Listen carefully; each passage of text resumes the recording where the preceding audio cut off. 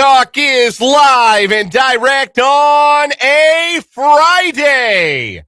That's right. We've made it to the end of the week. Your reward is 3 hours of sports talk here on the sports voice of Kansas, 580 WIBW, FM 104.9, online at 580WIBW.com, and on our streaming video channels, 580 Sports Talk on YouTube, WIBW News on Facebook. However, wherever, whenever you are tuning into the program today, thanks so much for being a part of 580 Sports Talk. My name is Dan Lucero. Spencer Dupuy will be along in a bit. Brendan Dorzinski is off today. We are with you until 6 o'clock, at which point we will hand things off to the Royals Baseball Network for game 1 out of 3 between the Royals and the reigning National League Central champion Milwaukee Brewers. 6:40 scheduled first pitch. Luinder Avila making his major league starting debut. His first career start after he had a cup of coffee in the Royals bullpen last season. Michael Wacha, a little under the weather, so he won't be able to go. So Avila will be the pitcher on the mound for Kansas City as they start tonight against the Brewers. By last check, every one of the Royals is present and accounted for pregame warmups. Nobody pulled a Carter Jensen and slept through their alarm as the Royals rookie catcher did yesterday. Hey, who among us, right? If you don't have a slept through an alarm clock story, you must not be human. That's a very human thing to have happen to poor Carter Jensen. But anyhow, don't think that's going to be an issue with a 6:40 first pitch today. Again, pregame coverage starts at 6 o'clock from the Royals Baseball Network right here on your home for the boys in blue, 580 WIBW and FM 104.9. We'll have lots to say about the Royals a little bit later on in the show. We'll give a preview of their series against the Brewers. On paper, this is the first big test of the season. And I say that with respect to the opening series in Atlanta. The Braves are off to a hot start. They put 17 runs on the Diamondbacks yesterday and are 5-2 on the year. So that team's got a chance to be good, but they won 76 games last year and are already dealing with some early injuries. That's not even the best version of the Braves necessarily that the Royals saw, but this Brewers team won 97 games last year, won the National League Central, and they are not only the kind of team the Royals have to beat to give themselves a leg up in any American League playoff race, but they've sort of become the new model franchise. And I think that the Royals have a chance to emulate Milwaukee and are not that far off of emulating Milwaukee in some really important ways if they are what has become kind of the new standard of small market Major League Baseball franchises. So we'll get some baseball a little bit later on in the show, but we are jam-packed. We got lots to talk about on the show today. News broke late last night. Flory Bidunga is going both to the draft and portaling. And we'll talk about what that means because Flory Bidunga went into the portal last year, right? And he came back to Kansas. And most of the reporting so far suggests that would not be an unexpected outcome if indeed that were to happen again. But there's an interesting question that arises here. And there was an article at The Athletic today that I thought was really interesting and posed the question in a way that I hadn't really considered the question before. Do you all know what Flory Bidunga made in NIL dollars during the 2025-26 season? Do you know how much money he made? You don't, do you? I don't. I'm not holding out on you. I don't know. Do you know how much money Kansas spent on their basketball roster? There's an idea. There's a rough idea out there, but we really don't know, do we? Isn't that the kind of thing we should know? Do you feel like we ought to have a better idea of just how much players are making and just how much athletic departments are spending on their rosters, particularly in the revenue sports? I think that's where there's the broadest interest. I mean, I'm a little curious, like, what kind of NIL money goes into the non-revenue sports? How much is a school like Kansas or Kansas State handing out for volleyball or baseball? or soccer, programs like that. But for the revenue sports, we got a lot of interest in how much money these kids are making, how much money programs are spending. And when you come to think of it, we really don't know. We had no idea. And that is, I think, an even more interesting question in the context of trying to figure out, number one, what it's going to cost Kansas to put a championship roster on the court in Bill Self's next season on the sideline, which could be his last. I think you have to approach every Kansas season moving forward like it could be Bill Self last season. If he was that close to retirement before deciding to come back for 2026-27, you have to assume that every season moving forward could be Bill Self's last. So if this could be Bill Self last season, how much is it actually going to cost the University of Kansas, the athletic department, to put a competitive roster on the floor? And how much of that pie are you willing to set aside for a player like Flory Bidunga, who might be the best player that goes into the portal this season in college basketball? And there's some evidence out there that says that might be qualifier is entirely unnecessary, that he is the best player that is going to put his name in the transfer portal. So we'll get into that here a little bit on the show today. Also going to talk some Chiefs. Andy Reid has now gone on the record very publicly proclaiming his confidence in his wide receiver group.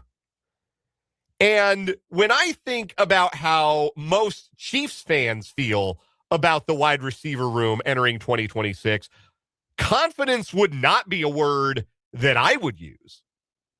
Confidence would not be one of the first like 10 or 20 words I would use to describe how I think most Chiefs observers, most Chiefs fans feel about the collection of talent at that position. It's why so many people want the Chiefs to go wide receiver at number 9, or many mock drafts expect that the Chiefs will go wide receiver at number 9. But Andy Reid told Jesse Newell of The Athletic exactly what he likes about each of his top 4 projected wide receivers going into 2026. And we'll talk about 2 questions about that receiver group that will determine whether or not Andy Reid's confidence in them is founded or unfounded. So we'll get into that later on. We'll get into that in the 4 o'clock hour. And, of course, at the bottom of this hour, our guest today is our Chiefs insider, Matt Derrick of ChiefsDigest.com. Matt Derrick will join us on the Fleming Place Wine and Spirits Hotline coming up here at the bottom of this 3 o'clock hour. Get his thoughts on the latest news and rumblings from the Chiefs Kingdom. Matt Derrick of ChiefsDigest.com. We'll also preview this weekend's sports slate, including the Final Four. We've got a de facto national championship game in one of the national semifinals tomorrow, right? Arizona, Michigan. That feels like the title game. That feels like whoever wins that is probably going to win the whole thing. When was the last time we had such an obvious de facto national championship game? Maybe you think you got to go pretty far back. Maybe you don't have to go that far back at all. But we'll get into the Final Four a little bit, who we think is going to win this weekend. You will be able to hear Saturday's national semifinals, by the way, UConn, Illinois, and Arizona, Michigan. You will be able to hear coverage over on our sister station, the Big 94.5 Country. We're making way over on the Big 94.5 Country for the Final Four on Saturday with coverage starting at 3 p.m. so that we can bring you Royals baseball on Saturday and bring you both Final Four games in full. So make a note of that. We'll remind you again throughout today's show. Final Four on Saturday on the Big 94.5 Country. And we'll have, of course, on this show today, our usual Friday shenanigans. We got sports headlines. We got Change My Mind. We got On Second Thought. And we'll crown a weekly champion, our first for the month of April, on What Is Wrong With You. Now, before we get started, one more reminder of how you can be a part of the show today. The text line is open, 785-272-9429. That is 785-272-9429. That is the number to text the program. You can also interact in the live chat on our YouTube stream. 580 Sports Talk is the name of the channel. hop on in today. Some of you not working. Some of you get Good Friday off. I've only ever gotten Good Friday off at one place I've ever worked in radio. My wife has Good Friday off today. She's at home with our son. But whether you're working today or whether you got today off, hop in the live chat on our YouTube stream, 580 Sports Talk. We are live on YouTube, 580 Sports Talk, the name of the channel. And interact with your hosts and interact with each other on this Friday. Vance, Andrew, Mark, both Marks, Mark B and Mark H in the chat. Paul is in. Tyler, I see you. Ryan as well. Great to see everybody early on the program today here on 580 Sports Talk. So the news broke last night. Flory Bidunga entering his name into the 2026 NBA draft and will enter the transfer portal when it formally opens on the day after the NCAA National Championship game on Tuesday. According to ESPN's Jeff Borzello, Bidunga would immediately become the top player in the portal among the more than 800 players so far who have announced an intent to enter. That is a lot of players. Over on the draft side of it, per ESPN's draft guy, Jeremy Wu, he projects that Flory Bidunga is a second-round draft pick at number 44 overall. That would be about the middle of the second round. So Flory's not a perfect player, right? Like if he were a perfect player, we'd be talking about him as a lottery pick. He's really, really good at what he's really, really good at, which you can construct a top defense in college basketball with him as your best defensive player. Kansas is 8th in Ken Palm's defensive rating. They're going to finish the year as a top 10 defense in the country, and a lot of that is Flory because that's not a KU team that has a whole bunch of other top-tier on-ball defenders. Flory's that guy. He's their best on-ball defender. He's their best rim protector. I think he should win National Defensive Player of the Year. He is a finalist. We'll find out. But you can construct a dominant defense around Flory Bidunga. Now, as an offensive player, that's where it needs work. There's no mid-range game to speak of. He's certainly not a threat to step out and hit a three out of the corner. Even his inside scoring game, his drop step, hook shots, his finishes around the rim. He can finish a lob, but one-on-one, he's not a great finisher. I don't even think he's really a good finisher at this stage. That's the part of Bidunga's game that needs the most work. He is very much a work in progress as an offensive player. It feels like that's the missing piece that could take him from a second-round pick to a no-doubt first-round pick. And the distinction there in the NBA is non-guaranteed money and guaranteed money. Now, there are some second-round picks that do get full 3-4-year rookie deals. There's a exception in the salary cap that allows for this. And so you see a lot of players that go early in the second round get guaranteed deals. And that can pay you around $2 to $3 million in the first year of the contract, if you're lucky enough to get one of those. But if you're a mid or late second round pick, chances are you're getting what's called a two-way contract that allows a team to kind of shuttle you back and forth between the NBA roster and the G League roster if they want to do that. And those contracts are going to pay you south of $1 million. 500,000, 850,000, somewhere in that range. So that's the big question for Flory Bidunga. Can he get himself drafted high enough to get a guaranteed contract? Because if he does, then that's probably the route he should take.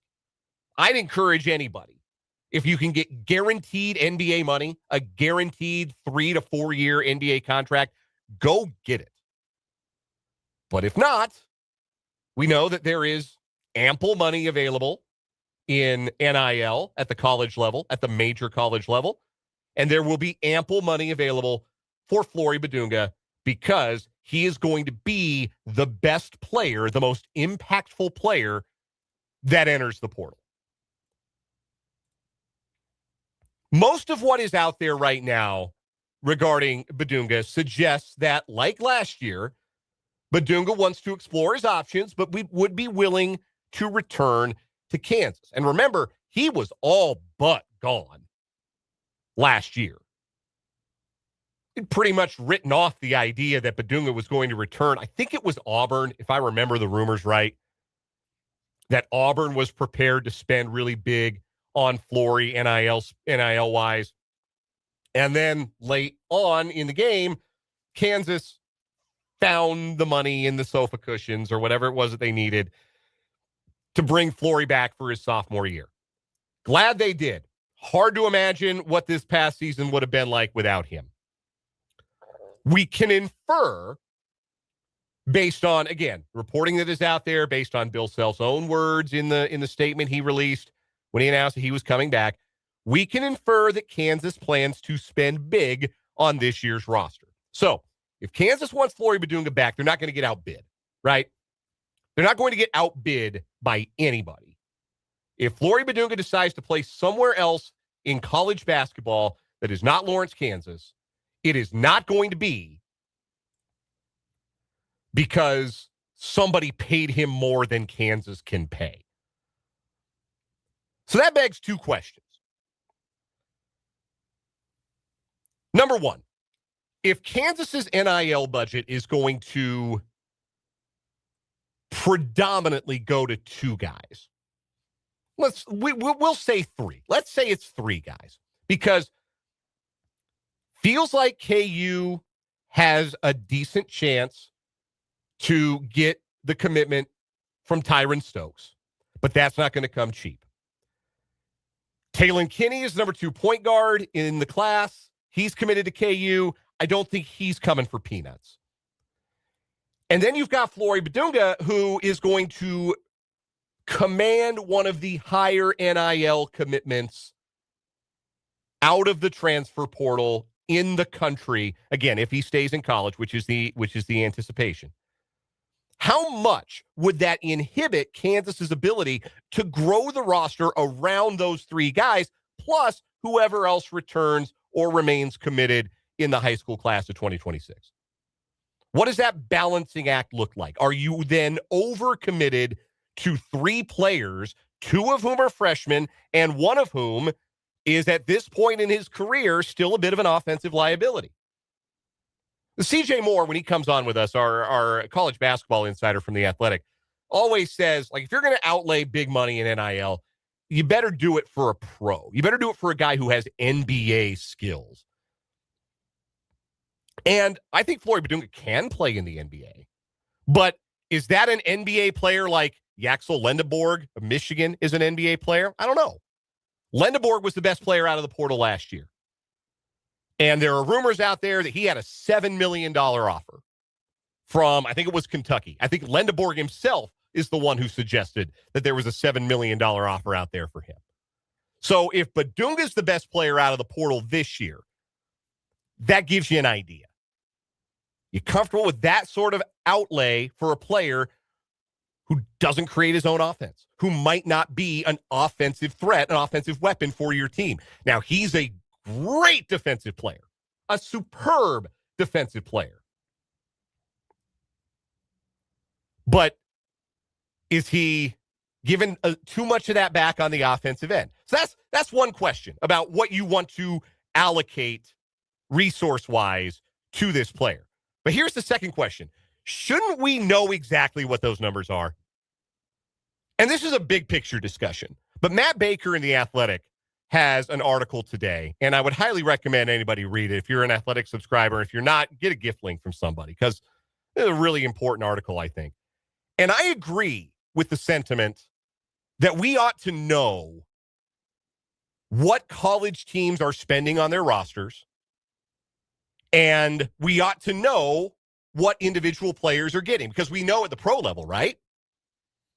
We know the payroll for every NBA team, every MLB team, every NFL team. I can go to SpoTrack right now, and I can tell you every detail about exactly what is going into the direct deposits of any NFL player. And in college, you can do Freedom of Information Act filings, and you can find out the details for every coach's contract. Many schools will tell you exactly what they spend on other athletic department resources, what they spend on meals, what they spend on facilities, what they spend on uniforms, how much their apparel deals bring in. You could find all that information. We don't have any idea the real number behind what Darren Peterson made from Kansas this past season. We don't know. We maybe never will, unless Darren Peterson comes out and flat says it. And Baker writes this, and I think this makes it even more important, particularly when we're talking about Kansas here. Quote from the article: if unverifiable figures are driving up rates, programs are paying for it. One way or another, you might be too. Lawmakers in Hawaii and New Mexico have discussed steering state funds to player compensation. Kansas, according to a recent report from KCUR, is using the university's general fund for revenue sharing, while at least 3 Florida schools are tapping into university investment/auxiliary funds. Ticket surcharges have popped up from Tennessee to Illinois State, and West Virginia increased student fees. The general strain from an added expense of up to $20.5 million, as stipulated by the House versus NCAA settlement, is fueling Utah and other schools to consider private equity, a move that has upside but risks that could spread beyond athletics if universities or taxpayers are left holding the bag. If you're paying part of the salaries for college athletes, wouldn't you like to know how much those salaries are?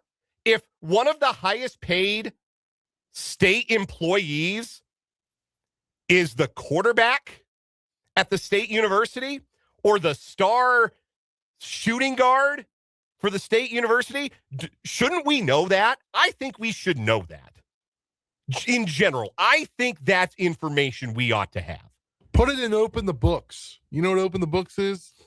No, I don't know what Open the Books is. It's a website where that's how you see what coaches are making per year or professors or whatever. You can see. Yeah. Like we've all seen those. All state employees. Yes, because we've all seen those. You're a state employee if you go to, technically, right? Mm-hmm. Technically, they'd be a state employee if they go to a state school and they're getting paid by the school. So, yeah, like we've all seen those graphics that are out there, right? Like here's the highest paid employee of the state of whatever. West Virginia was Bob Huggins. Yeah, like half the states, it's a football coach or a basketball coach. I think Bill Self is the highest paid employee of the state of Kansas. Probably. I think he probably is. So I think if we're paying the salaries, we ought to know.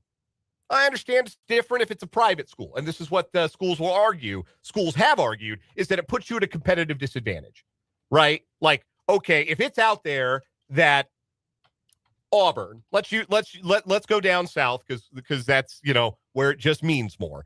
Let's say Auburn is spending $17 million on a basketball roster.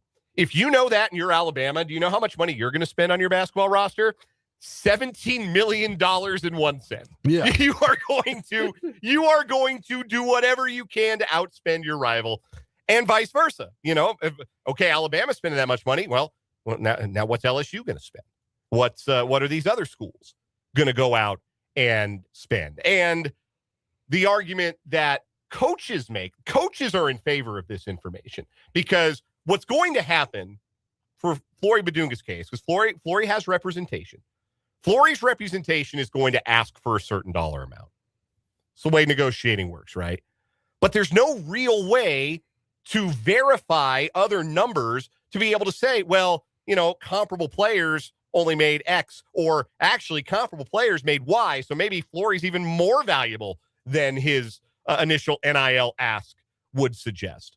But I feel like we ought to be a little bit more transparent about the NIL dollar figures. I think that's a longer conversation. And again, cannot recommend Matt Baker's article at The Athletic today enough, because he does lay out like the pros and the cons and the reason why schools have been resistant, the reason why coaches really want it, why athletic directors really, some want it, some don't.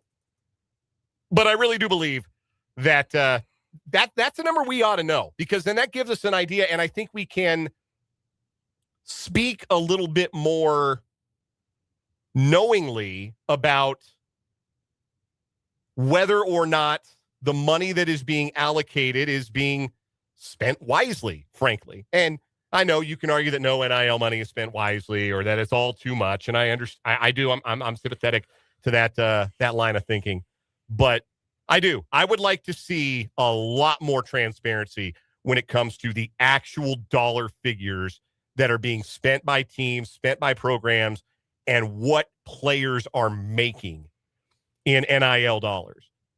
Because that's a way you can sort of, like, let's use Coleman Hawkins as a quick example here. Because I know we got to get to a break because we're going to get to Matt Derrick. Coleman Hawkins, it was rumored, was making somewhere between $3.5 million from Kansas State when he played his final year for Kansas State. We don't know if that's true or not. Heard it often enough, it felt true, but we have no idea if that was actually true.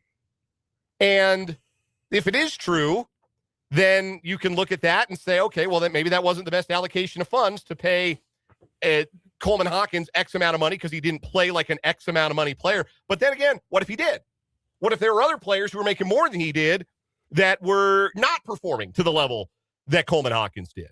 What were comparable players making? You get to make more informed decisions as a program. So that's why programs should want this, and coaches should absolutely want this. And I think we ought to know, too, if it's our money at the end of the day. We'll take a quick break. We'll come back. A little bit of listener reaction. Text line is 785-272-9429. Live chat is over on our YouTube channel, 580 Sports Talk. And then Matt Derrick will join us for Chiefs Insider. That's coming up on 580 Sports Talk.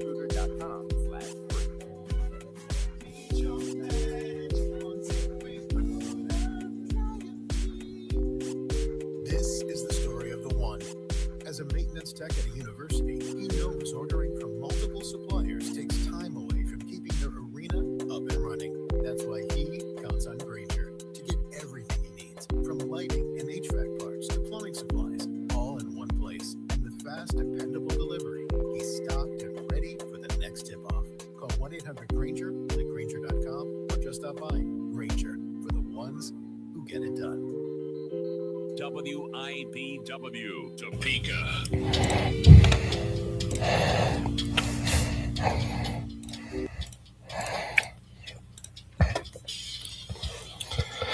$3:35 on 580 Sports Talk. Well, 3:35 as of now. We're just getting started. Matt Derrick's going to join us here in just a moment. Mark H. disagrees with my point about needing or wanting a little bit more transparency when it comes to what college athletes make in NIL, what universities spend in NIL. Says, we don't know how much you make. No, Dan, so do we need to know how much players in college sports make? Well, we know how much pros make. And the reason that it's different for me is if you were a shareholder in my company, and some of your dollars were invested in the company, then you would have the right to know how your money was being invested, and you would have the opportunity, you would have the access to that information to know exactly what kind of money I made. So if Kansas is using the university's general fund for revenue sharing, If you pay into the University of Kansas, if you've spent money at the University of Kansas, if you've contributed to the general fund, if you're a student paying tuition, you have a right to know how much of my tuition went to Bryson Tiller last year. How much of my tuition went to Jalen Daniels last year? Probably none of it went to Jaden Daniels. I think he's making his own money these days. But misspoke there. I wish Jalen Daniels well in his endeavors. I am hopeful that I will never get him and Jaden Daniels confused on this radio program ever again, as much as I've had to talk about the both of them over the last couple of years. Anyway, so that's my argument on that. That's why that's why I think that it's a different case. That's why I think we ought to know. Text from 785 asks, are college players still required to be academically eligible, or is that not a thing anymore? Loosely. When was the last time you heard about a player being academically ineligible? At a mid-major. Was it a mid-major? Yeah. Like when I was at Marshall, there was a couple of players academically ineligible for the first half of the year. Yeah, like smaller, like Division II, Division III, high school. Yeah. Division I, they get you eligible. If you're important enough, they're going to get you eligible. Same texter says, we were talking about Bidunga, and he has a defensive skill set that I think is going to translate to the NBA, but I'm concerned about his offense. I don't think that's there yet. Yeah, I don't either. Tyler feels the same way in the YouTube live chat. He's not tall enough to be a true big, can't shoot from the outside, doubt he goes pro yet. If he's really 6'10", he can play center and defend the way that he defends. If he's really 6'10", sometimes those heights get fudged. Text from 785 points out that Lou Dort in Oklahoma City is solid proof that great defenders can be taught useful offensive skills post-draft. Lou Dort, I want to dispute. Not a great defender. He's a goon. He's a dirty player. He has no business in the NBA. He should go play hockey. He's the dirtiest player in the NBA, and I hate his guts. With that, let's take a break and come back and talk to Matt Derrick on 580 Sports Talk.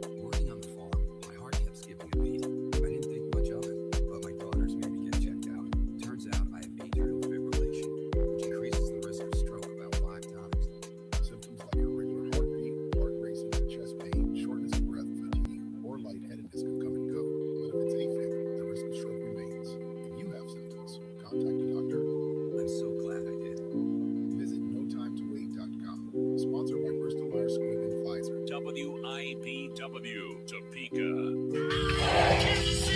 We look forward to the challenge.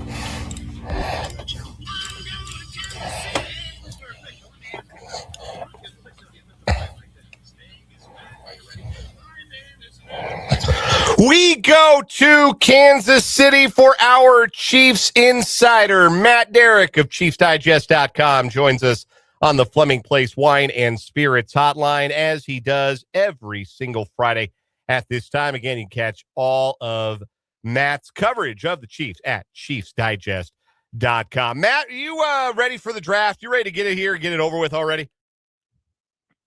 I kind of am, even though I'm already behind on the draft. It's been a long off season already. I'm not, you do get greedy with and spoiled with these Chiefs deep playoff runs because, I mean, that you just go from one thing to the next when your team plays in the Super Bowl. So this off season has seemed like it has just dragged on for months. Yeah, I felt the same way, and you've kind of sort of elaborated why that feeling is. Yeah, we're used to the shortest possible offseason, in fact, because the offseason doesn't start the day after the Super Bowl when you win it. The offseason starts the day after the parade. So you even get those couple of extra days. But all this time to dig into the draft, and like you said, you said you're a little bit behind on it. I don't feel like I ever get caught up until the first pick is made. But as you've started to do your digging, is there a player out there who you feel like people aren't talking about enough as a good fit for the Chiefs? A draft crush in the early stage, if you will? It's a good question. I mean, if anything, and maybe, I don't know if this is just a reflection of me, Dan, and my cynicism and everything, I kind of just see flaws with everybody this year. There's probably some players on down. I mean, like, I will be a Mizzou homer and say, hey, I really like Zion Young, even though I think he has some flaws. I think Kevin Coleman, the wide receiver, would actually be a really good fit for the Chiefs because he's got good hands, but most importantly, he's fast and can return kicks, and that's something that they kind of need too.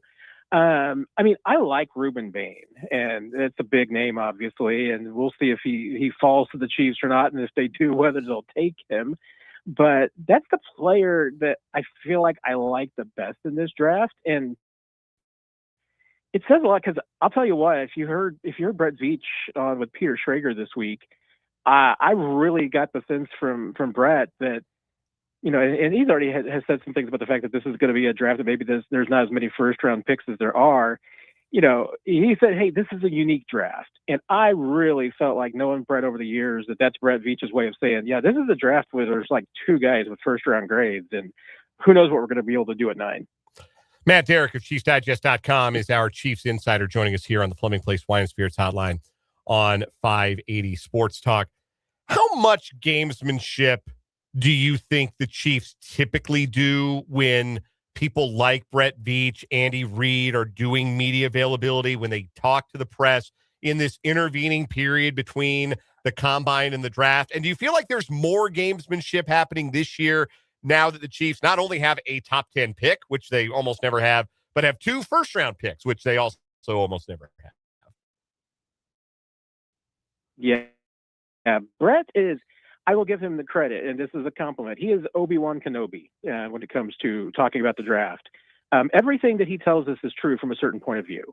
I really don't think he sandbags the media too much, and I think he's very honest for the most part. And when we talk to him in maybe some off the record conversations and everything, he's even more honest and everything. And I really truly appreciate that.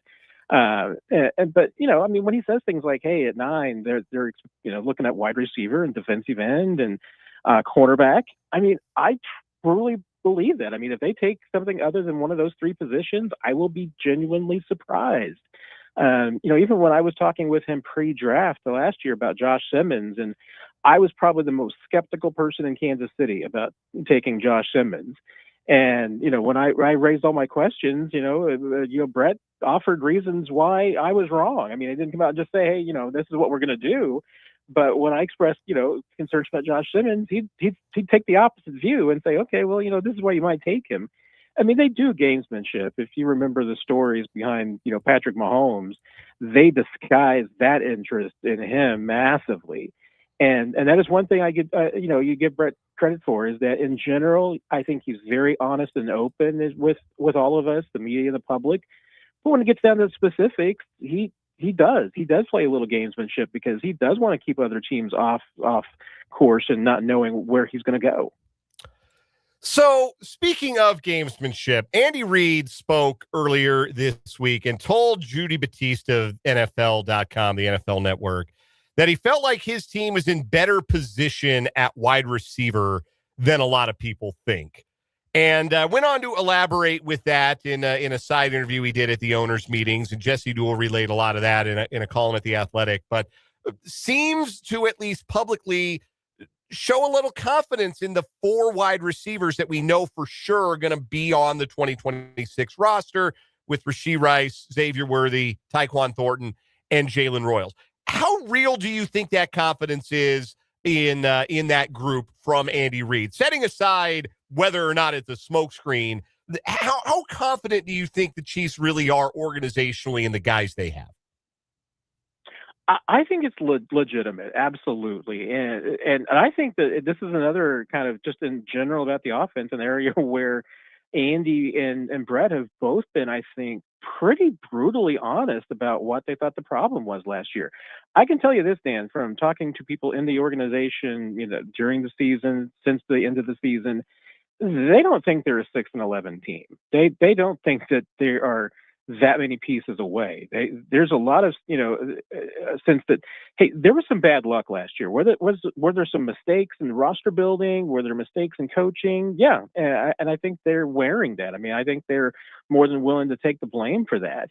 But you look at the moves that they have made, and I think it absolutely tells the story about how they feel about this roster. Because let's face it, they're going to go into week 1, and assuming that everyone is healthy. I mean, okay, Jalen Moore will be at right tackle. I guess that's technically a new starter, even though he started a bunch of games last year. They will have somebody replacing Hollywood Brown. But again, they're going to have probably 3 starters who played a lot of games and started a bunch of games last year. If Tyquan Thornton's one of those 3, for instance, along with Worthy and Rice. And the only really new guy that they're going to have coming in is Kenneth Walker. And Kenneth Walker is a dramatic upgrade from what they had last year. From talking to the guys last year and seeing what we saw, and Jesse Newell did a great job of pointing out the numbers as well. I mean, there's no doubt the Chiefs, they did use Xavier Worthy differently last year. He absolutely, I think, was never any more than maybe 80%, and he did adjust his game because of the injury a year ago. And I do think that affected his numbers and his productivity. Rashee Rice, if you look at his metrics and next-gen stats as far as separation and speed and acceleration, all of these things, they were about 20% off from the first 20 games of his career before that knee injury. I firmly believe that he's going to be better this year because that second year out, those guys get better. So I do think that they're in better shape. Do they maybe need one more guy? And would I think that they maybe need a little bit more veteran experience? Sure. But I think with their top 3, top 4, they're pretty comfortable with what they have. We're joined by Matt Derrick of ChiefsDigest.com. And another position opposite of that is in the secondary. Obviously, big losses through trades and free agency this offseason, but they bring in 3 guys to the secondary. I believe, if my numbers are right, they have 10 guys rostered in the secondary right now, and you're going to expect at least 1 to 2 guys at least in the draft. But do you see them maybe bringing back guys like Najee Johnson, Deion Bush, or Mike Edwards for the preseason to fill up the 90-man? It's entirely possible. Once they get through the end of the draft and everything, you kind of see where you're at. You might start looking at some of those veterans and bringing them back on minimum salary deals, even if you're just thinking of them being potential practice squad candidates. And I think, with like Bush and Najee Johnson, that would make some sense if they're both still available. Obviously Deion's getting up there in years. So, and he was coming off an injury that might be the end. I'm not sure about that, but I think they'd love to have Najee back if it was in a place where he's just competing for a roster spot and maybe ends up on the practice squad as a depth piece. But you're right. I mean, I'm not entirely sure they're set there. I think they would probably like to add a safety, although I like what they have at safety. They've added a guy, that should be a legitimate free safety for them, which is something that they haven't had in a while. So I like the pieces, but you do get concerned when you look at corner. And the first time I ever sat down with Brett Veach, I remember training camp in 2018, asking him about the roster and, specifically about corner. I just, he said something he said a lot since then. You never have enough tall guys, long, lean guys that can cover. So I think he's still going to be looking for some 6-foot guys that they think that they can add to that can cover. One guy they got this week, they actually brought in on a contract, was Kyer Elam. Obviously got drafted in front of Trent McDuffie. Behind Trent McDuffie, a few years back. What does he have left? Like, what does he bring? He's been, journeyman the last couple of years, getting traded and cut. Yeah, it's a good question, and that's the reality. I mean, Kyer Elam is, I would say, kind of a lump of clay. I mean, he hasn't produced a lot in the league.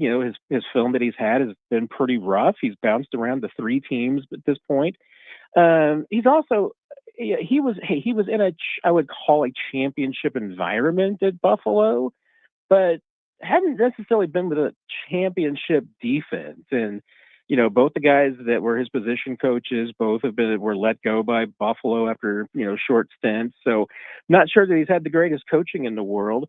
He's got the tools. He's got some athleticism. He's got the pieces. He just needs help putting it all together. And I tweeted this out when the Chiefs signed him. I mean, it's worth a try. They're not paying him a bunch of money. They're just bringing him in to see what he's got and if he can work. And if there's anybody in the league that can salvage what Kyer Elam has, it's Dave Merritt. So, I mean, this is a Dave Merritt you trust move. You let him get a hold of him, and you put Spags into this too and everything, because those are two of the best cornerback coaches in the league. And if they can't see if that there's something in Elam, they'll move on. But if they think that they can still pull something out of him that can make him a productive player, these two guys are about the only ones in the league that could do it. Matt Derrick covers the Kansas City Chiefs at ChiefsDigest.com. He is our Chiefs insider here on 580 Sports Talk and joins us every Friday at this time during 580 Sports Talk on the Fleming Place Wine and Spirits Hotline. Matt, it's always a pleasure, my friend. We'll do it again next week. Sounds great, guys. Take care, my friends. That is Matt Derrick. We'll take a timeout. We'll come back with some breaking Chiefs news. That's coming up after this timeout of 580 Sports Talk.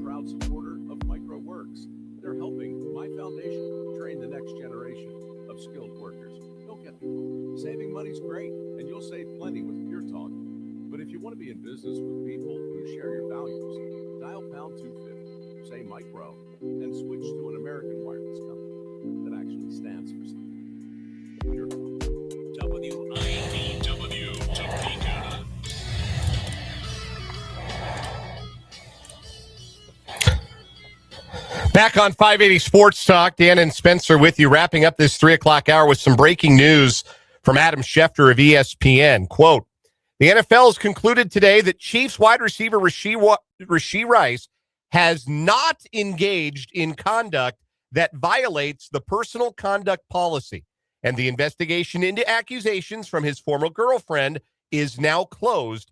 There will be no discipline at this time. Statement from his attorney, Sean Lindsay. Mr. Rice wants to thank the NFL for their thorough investigation and looks forward to the start of the 2026-27 NFL season. And Andy Reid had told the media at the owners' meetings earlier this week that he had not heard anything that would indicate that Rashee Rice would not be with the team for off-season workouts or available for the upcoming season.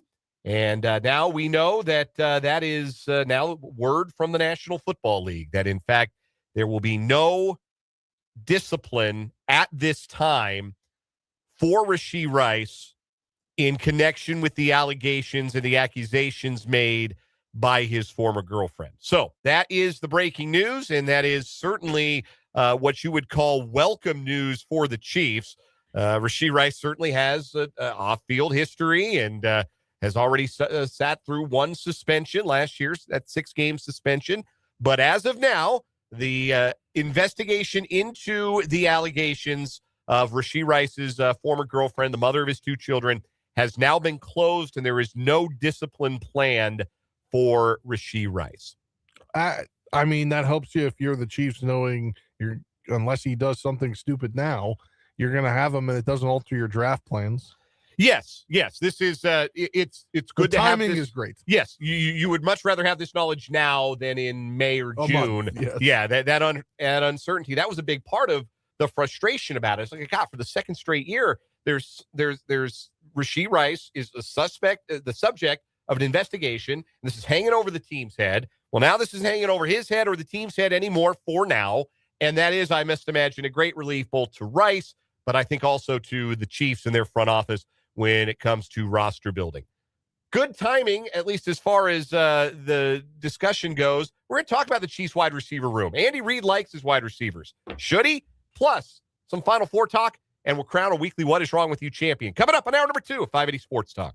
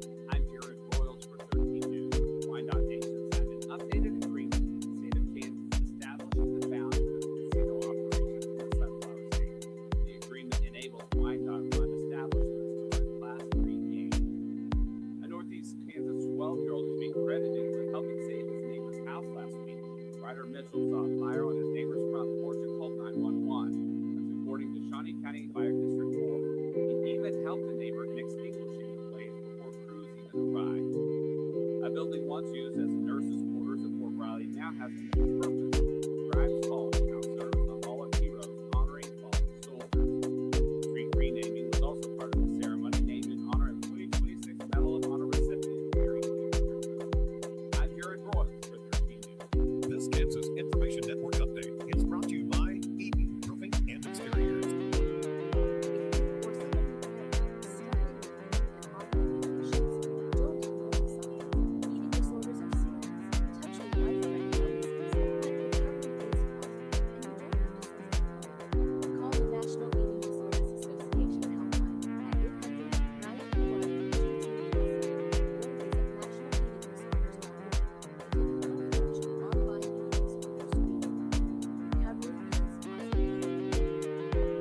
Here's what Topeka is talking about today. President Trump continues to make threats to Iran's infrastructure as the U.S. confirms Iran shot down a U.S. fighter jet.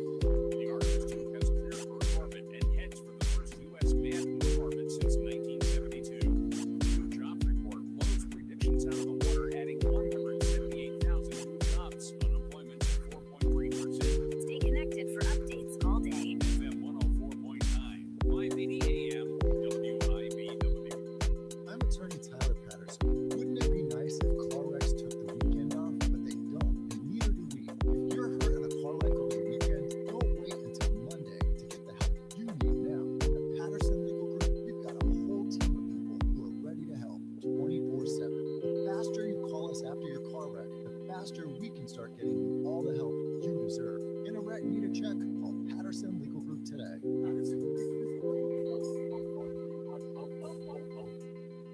Here's your updated WIBW forecast from the Certified Transmission Weather Center. A severe thunderstorm watch remains in effect. Severe thunderstorms likely this afternoon. Otherwise, mainly cloudy skies expected. Daytime highs approaching 76. Southwest winds 15 to 20 miles an hour. Chance of severe thunderstorms. Night lows level off around 36. Mainly cloudy skies expected. I'm Scott meteorologist. Right now, it's 75 degrees. Stay connected online at 580WIBW.com.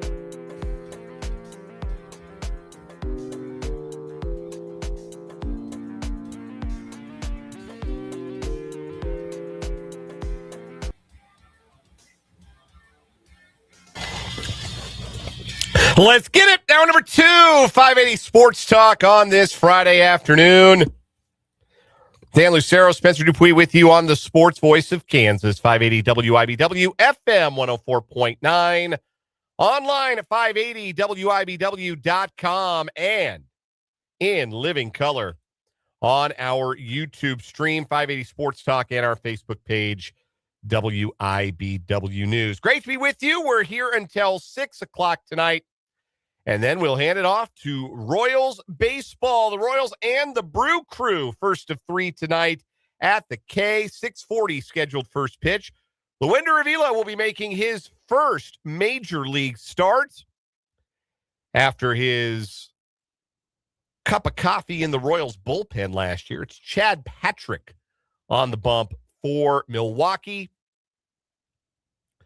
And the Royals will try and get back over 500 after a disappointing 5-1 loss to the Twins yesterday afternoon. The Royals called up Avila today and sent Bailey Falter to the 15-day IL with some elbow discomfort. Certainly, Falter did not look particularly good in either of his first 2 outings this year, and the Royals needed to make a move for a starter today because of an illness to Michael Wacha. So we'll see if that affects the weekend rotation or if they'll just skip Wacha's turn and keep everybody else on schedule, Lugo and Bubic, the rest of the weekend. That's what right now is expected, but the Royals could change their plans depending on Wacha's health. But they needed a starter. Avila was supposed to start in Omaha tonight, so they just keep him on his scheduled day, and he'll go and make a start for the Royals. And I appreciate them doing this. I was a little concerned, to be honest with you, when I first heard they were calling him up. My thought was that, well, they were in need of a relief arm because their relievers had been taxed a little bit with that long game in the rain on Wednesday, and maybe a reliever had gotten hurt. Maybe it was Falter, maybe it was Lang didn't feel good, and they were going to have to IL a reliever, and they were going to bring Avila up because they like his arm. And I thought to myself, man, that's really counterproductive to the whole idea of starting him in the Omaha rotation because you still want him to develop as a starter. Like, the Royals are not giving up on the idea that Avila could be a starter for them, and they shouldn't. That should be the long-term plan for every pitcher until they prove they can't do it at whatever level it is that they prove that they can't do it. So I was a little bit dismayed at first because I thought they were just calling him up to be an extra bullpen arm for 10 days. I said, that doesn't make a lot of sense. But then I remembered, these aren't the late-stage Dayton Moore Royals. This team does smart things. Yeah. This team does things that make sense. And it's Avila's start day. Bring him up and have him make his start at the level, and then you can send him right back down, and Waka can regain his place in the rotation, and they'll call up a reliever. My guess is it'll be Eli Morgan. I think he's probably next up from the 40-man roster to replace Falter, or if they like having a long reliever, swingman, extra starter in that eighth reliever role, could be Ryan Berger. So one of those two, I suspect, is going to get the call after Avila makes his start tonight. For those of you who wanted to watch the game, it is an Apple TV exclusive. Yes, it's on Apple TV tonight. So if you are not subscribed to the people who bring you Ted Lasso and Slow Horses and a bunch of shows that my parents watch, but I don't know anybody else who does, Shrinking. For real, do you know anybody who watches the Apple TV show? Like, other than Ted Lasso, which it seemed like everybody got the free trial to watch when that was really popping. How many people do you know, like, you talk to people who are like, oh, have you seen this thing on Apple TV? I've heard people say, oh, the new one with, why am I blanking on his name? He's a KC guy. It's like Paul Rudd? No, he was in Landman. John Hamm. Yes, John Hamm. People talking about maybe trying to go get it to watch that one that's coming out, but that's all. No. Yeah, Apple TV's got a crazy budget, right? They spend big. They got the baseball. They got the F1. And all their shows have like big stars in them. And other than my parents, I don't know anybody who like subscribes and watches. Yeah, no. I really don't. And but because the only reason I'm subscribed is because I'm on my dad's account. Yeah. Because of Apple TV, it's a they bump the start back 5 minutes. Okay, so you have to 6:45 first pitch. 6:45. Yeah, I default. You got an extra couple of minutes there if you want to finish your dinner. Yeah, extra 5 minutes to get the dishes put away before you have to see the game. And if you are not an Apple TV subscriber and unable to watch the game tonight, don't worry, we got you. 580 WIBW FM 104.9, your home for Royals baseball. Game pregame coverage starting at 6 o'clock. The funniest part last year was, I think this was introduced last year. Or was it last year or the year before? They were doing free trials. Right. But now everybody's used their free trial probably. Yeah, you got to get a new email address. Get that new free trial. No Carter Jensen in the lineup today. We don't know if he made it to the ballpark on time. He did not make it to the ballpark on time yesterday. Vance in the YouTube comments asking if any of the Royals slept in today. Not to my knowledge. But Carter Jensen, despite there being a righty on the mound, is going to get the day off for a second consecutive day. Texter from the 785 asks who the Royals' emergency catcher is. That is a great question. I don't know who they would put behind the plate in an emergency. Who's caught? Just Sal and Carter, as far as I know. I mean, Carter. So a lot of times when that's the case, it'll be like an infielder. So maybe it would be Tyler Tolbert. Maybe it would be Nick Lofton. I bet it would be one of those two. Like if they absolutely positively had to put somebody behind the plate in an emergency, it would be somebody who has never caught before. So it would be Tolbert, or it would be Lofton. It would be my guess. But I don't know. I guess I don't really know the answer to that question. There was a Rockies game once, many years ago. How many years ago? Nafi Perez, Royal Great, was still on the Rockies at the time. And the Rockies ran out of catchers. And they had to put Nafi Perez in to catch in the ninth inning of a tie game. And they lost the game because Nafi Perez allowed a passed ball because he was not a catcher. So if you ever get to emergency catcher mode, just, batten down the hatches and prepare for nothing good to happen when you get to that stage. Anyhow, you can interact with us on the text line, 785-272-9429, and in the YouTube live chat. If you are watching on our YouTube stream, 580 Sports Talk is the name of the channel. That is, again, 580 Sports Talk.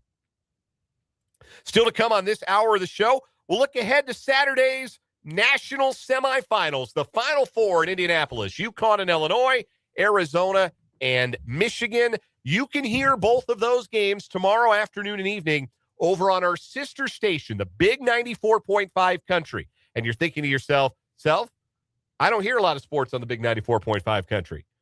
You're right. You don't. But on Saturday, you're going to hear the Final Four because we've got Royals baseball here on 580 WIBW. And rather than shortchange you either of the national semifinals and the Great Westwood One coverage we've been bringing you throughout the tournament, we're going to bring it to you in full over on the Big 94.5 Country. So 94.5 FM, WIBW FM is where you will hear the national semifinals pregame coverage starting at 3 o'clock tomorrow. You'll also hear the national championship game Monday night over on the Big 94.5 Country. So if you want to listen to the rest of the NCAA tournament, the final 3 games of the college basketball season, the Big 94.5 Country is where you need to be Saturday for those national semifinals. We'll preview those here in a little bit. We'll also crown a weekly champion on What Is Wrong With You. 2 new stories today, and we'll give our first weekly champion for the month of April.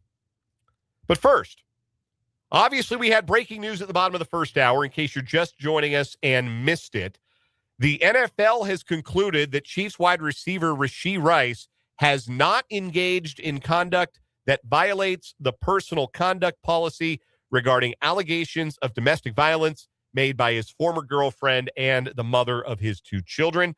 Sean Lindsay, who is Rashee Rice's attorney, made the following statement. Mr. Rice wants to thank the NFL for their thorough investigation and looks forward to the start of the 2026-27 NFL season. Now, Mike Florio, Pro Football Talk, points out that the lawsuit against Rashee Rice remains unsettled. There's been no settlement as to the legal aspect of this. The NFL's portion of the investigation has concluded for now with no evidence of conduct that violates their policy. So that makes Rashee Rice eligible to continue to play and not subject to discipline by the personal conduct policy. But if there's further information that is gathered in the course of the lawsuit, if Rashee Rice were to lose in court, the NFL could take another look at the situation. But for now, the league has decided there is no basis for imposing discipline for Rice, end quote, from Mike Florio, ProFootballTalk.com. So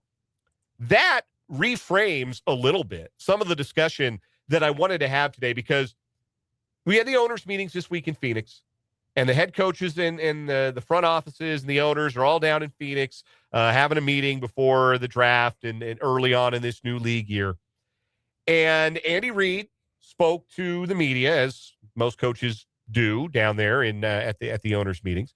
And one thing that he said that got a lot of attention was in a conversation with Judy Batista of NFL.com, saying that he believed that the Chiefs were, quote, in a better position than most teams at wide receiver.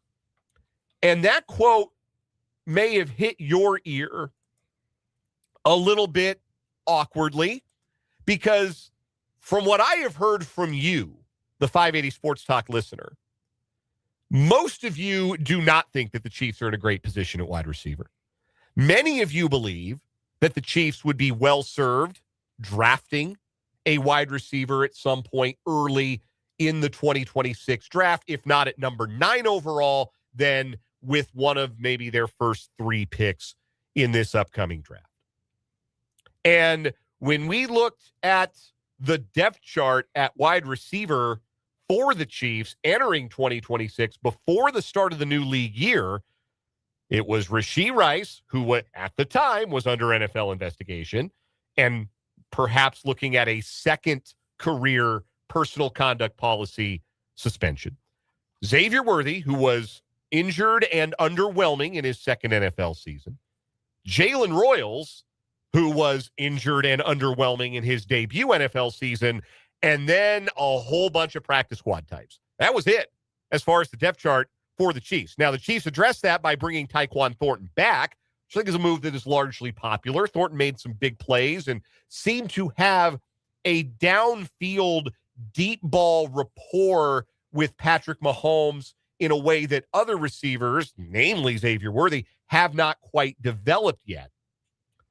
But that was the only move the Chiefs have made to date to address that position. So now you're with Rice, Worthy, Thornton, and Royals, and a whole bunch of practice squad guys. That on paper does not look like a team that is in better position than most when it comes to wide receiver for, I think, a couple of different reasons. But when asked to elaborate on his feeling about the wide receiver room, Andy Reid was happy to do so. And Jesse Newell, friend of the program, Chiefs beat writer at The Athletic, laid out some of those quotes from Reid in an article published today at The Athletic. He was asked directly, okay, why do you think that you're in a better position than most teams at wide receiver? And his quote was, I think getting Thornton back, I think that was a big, big part of it, and gives you three guys that can roll pretty good there. He then would address the top four wide receivers on the depth chart individually. The most interesting note to emerge from Reid's conversation with the media was that Xavier Worthy's usage was altered last year due to the injury that he suffered in week 1 against the Chargers in Brazil. Reid telling the media, quote, that was a unique deal. I would tell you that we kind of, after that, we were afraid to do certain things with him. So I think him coming back healthy, I think opens up that whole picture you saw during training camp where he had a whole bunch of different routes in there. I would say that was clear if you go back and look. Maybe not like clear then, but you go 2020, you could tell that something after or 24, that you mean? Yeah. Yeah. Or hindsight being 2020. That's what I meant. Okay, yeah. Hindsight being 2020, you go back and put the binoculars on and you're like, yeah, you think about, okay, how many times did they really ask Xavier Worthy to run those crossing routes? not very many. No, you know who was running those routes? Hollywood Brown. Hollywood Brown was running those routes. Rashee Rice was running those routes, but like Xavier Worthy wasn't doing a lot of that underneath stuff. And the Chiefs love to run their speedy receivers underneath on crossing routes because you get into space and you get to use that speed. And the advantage of crossing routes with a receiver of the, let's say, slight build of a Xavier Worthy is that if they're bending off the line of scrimmage, you don't give cornerbacks a chance to get up on them as much. You take the jam out of the equation a little bit from an opposing cornerback in some of those situations. But Andy Reid flat out saying, hey, look, he got hurt and we didn't feel comfortable with the nature of his shoulder injury that he had suffered, running him on some of the routes that we had planned to run him on. So that opens up the possibility that Xavier Worthy's season was doomed the moment he ran smack into Travis Kelce, like he was Wile E. Coyote running into like a painting of a tunnel on a wall that the Roadrunner had left behind, and just falling straight backwards. That from that moment, he was a different player. So there's that about Worthy. Reid's quote about Rice was that he had not heard anything at the time that would indicate that Rice wouldn't be with the team for off-season workouts, and now we certainly anticipate that that's going to be the case since there will be no NFL discipline. Regarding Thornton, Reid said, and I'm going to read from Newell's column here, Reid said he anticipated opening up a little bit more of the package for Thornton after primarily using him as a deep threat last season. He can do all this stuff, Reid said, and getting him involved a little bit more in that. And lastly, this was Reid on Jalen Royals. Full quote from Reid regarding the second-year man out of Utah State. Jalen is somebody that we felt was great with a ball in his hands coming out of college. And then he got banged up, kind of took a step back, and then he was kind of catching up after that. We put him in a little bit there the last few games. I kind of like his game. Smart kid. We'll see where it goes. So here are the two questions I have about this receiver group. And how you answer these questions, I think, or how these questions get answered is going to affect just how right Andy Reid is to be as confident as he is in this group as assembled. The first question is, how do these guys operate with more space? Because if there's one thing that the Chiefs passing game did not have enough of last season, it was space to operate. And some of that is design, right? Some of the Chiefs passing game design has felt like it's gotten a little bit stale over the years. Some of the wide receiver development has felt like it's gotten a little bit stale. So obviously the Chiefs have had changes at offensive coordinator, changes at wide receivers coach. But the biggest change that the Chiefs offense is going to undergo this year is the threat of a viable running back, which they have not had since Isaiah Pacheco got hurt week 2 in 2024. Opponents did not respect the Chiefs' running game last season, which meant they only needed to play with 5 or 6 man boxes and were able to devote more resources to pass coverage, play more defensive backs. And with that, there's a lot less room for all these guys. And that's one of our big complaints about this receiver group. My big complaint about this receiver group is they're all pretty similar skill set wise, particularly Rice, Worthy, and Royals, where you've got guys who do their best work after the catch. They're not above the rim receivers, right? They're guys you're trying to get the ball to in space and let them operate in that space. Let them operate after the catch. Let them operate with the ball in their hands. Well, when you don't have space, when you're operating against defensive backs and not against linebackers in that space, you're not going to look as good. So if teams are going to have to devote more resources to the run, if teams aren't going to be able to sit in dime packages, play 6 defensive backs or 7 defensive backs against the Chiefs. We saw the Bills roll some 7 defensive back packages in that game where they beat the Chiefs in Buffalo. If it's going to be less dime and more 5 defensive back packages, more traditional package, maybe even you see some base defenses more often because teams want to devote an extra resource to making sure that Kenneth Walker doesn't dice them up in the running game. How do these receivers operate with a little bit more space to do what it is that this group as a whole tends to do well? That's one big question. Here's the other one. Reliability. How reliable are these guys? With Rashee Rice, yes, it comes down to off the field. Can you rely on them to be there? Well, now it feels like you can rely on Rashee Rice to be there for the start of the 2026 season because the NFL is no longer considering at the moment any discipline under the personal conduct policy. So can Rice avoid further trouble? Can he avoid injury? He's dealt with injury each of the last 2 years. Is Xavier Worthy durable enough? That was a question coming out of college. Last year's evidence is not a point in favor of his durability. Tyquan Thornton had a couple of nice catches and a couple of nice games, has never had a good full season in the NFL. Never. And yes, you want to believe that you have a quarterback who can level guys up.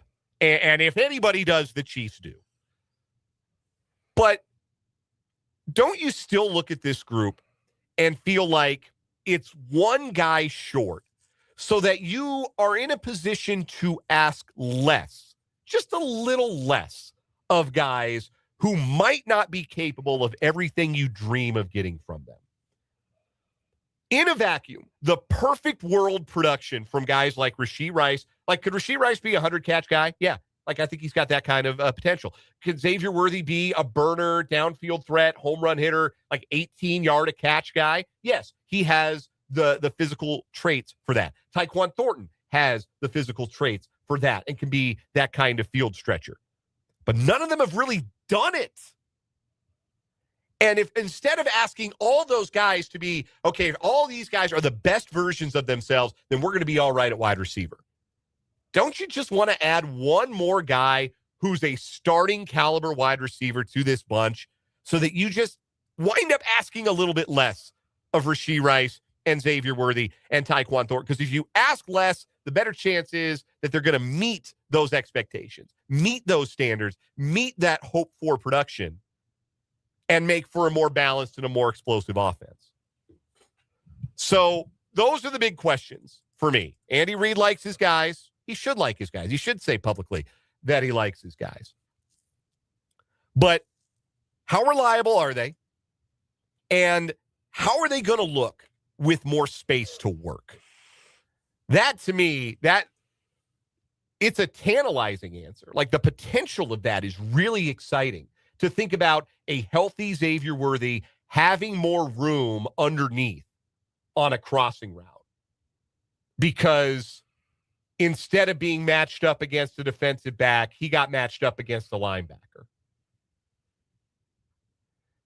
What about Tyquan Thornton with a full season of use as a field stretcher and more one-on-ones because Rice is healthy and Worthy is healthy?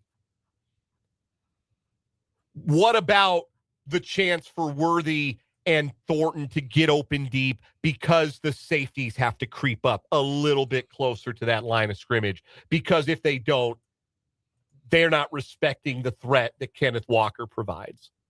That, to me, is the tantalizing thought about this receiver group, that they could be really, really good with more space to work.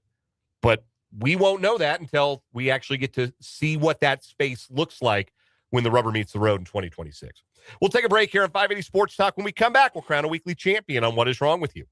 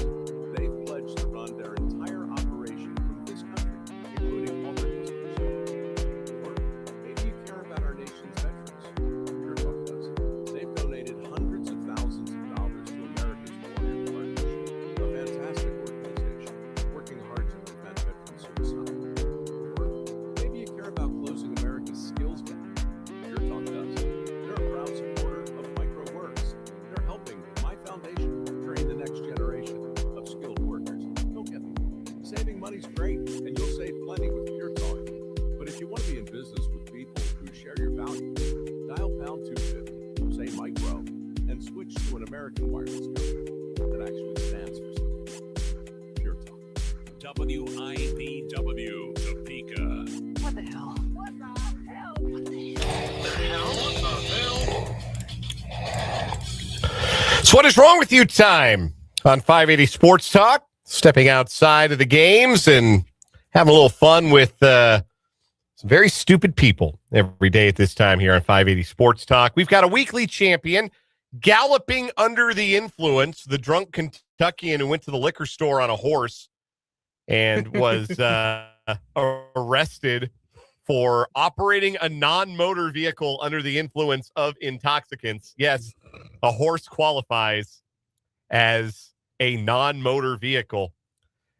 I'm sorry, they didn't arrest him on the way to the liquor store. They arrested him on his way home from the liquor store. He's already drunk. He'd already bought more liquor. When they're not going to not sell you more. They probably looked outside. God, I hope he didn't drive here. Oh, came on a horse? That's maybe fine? Like, is that fine? Are we good? Like, what's our liability there if we're a liquor store and you sell to a guy who's obviously already tanked, but he rolls up on a horse? Like, how are you feeling about your liability there? Anyhow, I don't know. That's our current champion galloping under the influence. I'm going to go to Kentucky for my story today. A Lexington woman faces multiple charges, including wanton endangerment and burglary, after police say she drove through a park, attempted to hit pedestrians with her car, and broke into a home.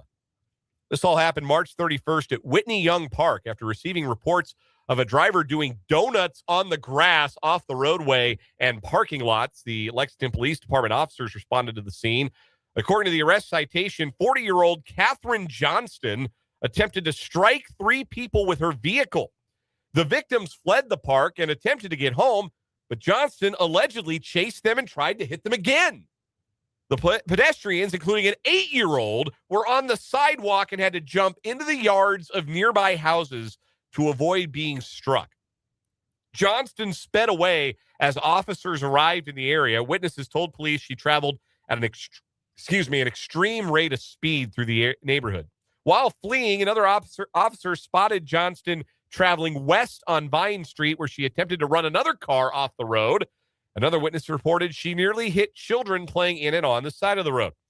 Johnston eventually came to a stop at a home. She exited her car, entered the residence where she reportedly did not live, and allegedly began threatening to beat up the residents. When officers arrived to arrest her, Johnston allegedly attempted to assault them by trying to kick them and stated she was going to spit on them. If you're wondering about the why, here it comes. Police say Johnston openly admitted to using crack that day. Wow. And operating her vehicle without a license. There we go. Yeah. You're wondering, okay, this behavior is all like obviously out of control, ridiculous, horrifying that she's trying to run over children. Crack, yeah, that adds up. That'll do it. That adds up.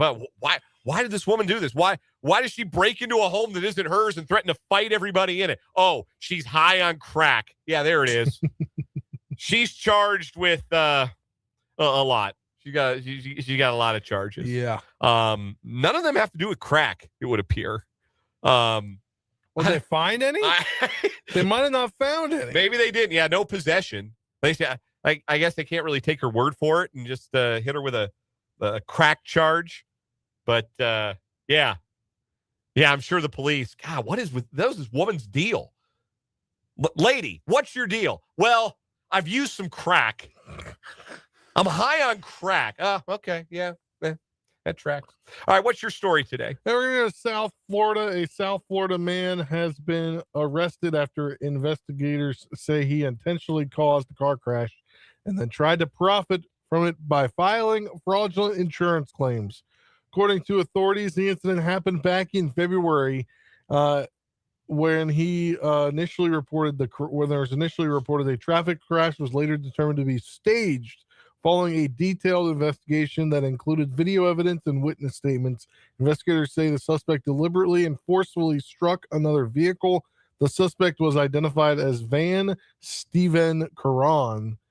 Officials say Caron later filed an insurance claim with State Farm seeking payment for damage to his vehicle and claiming injuries related to the crash. Investigators determined those claims were fraudulent. The woman driving the other vehicle is not part of the scheme and suffered significant losses. Her vehicle sustained more than $12,000 in damage, and she reported back and neck injuries as a result of the collision.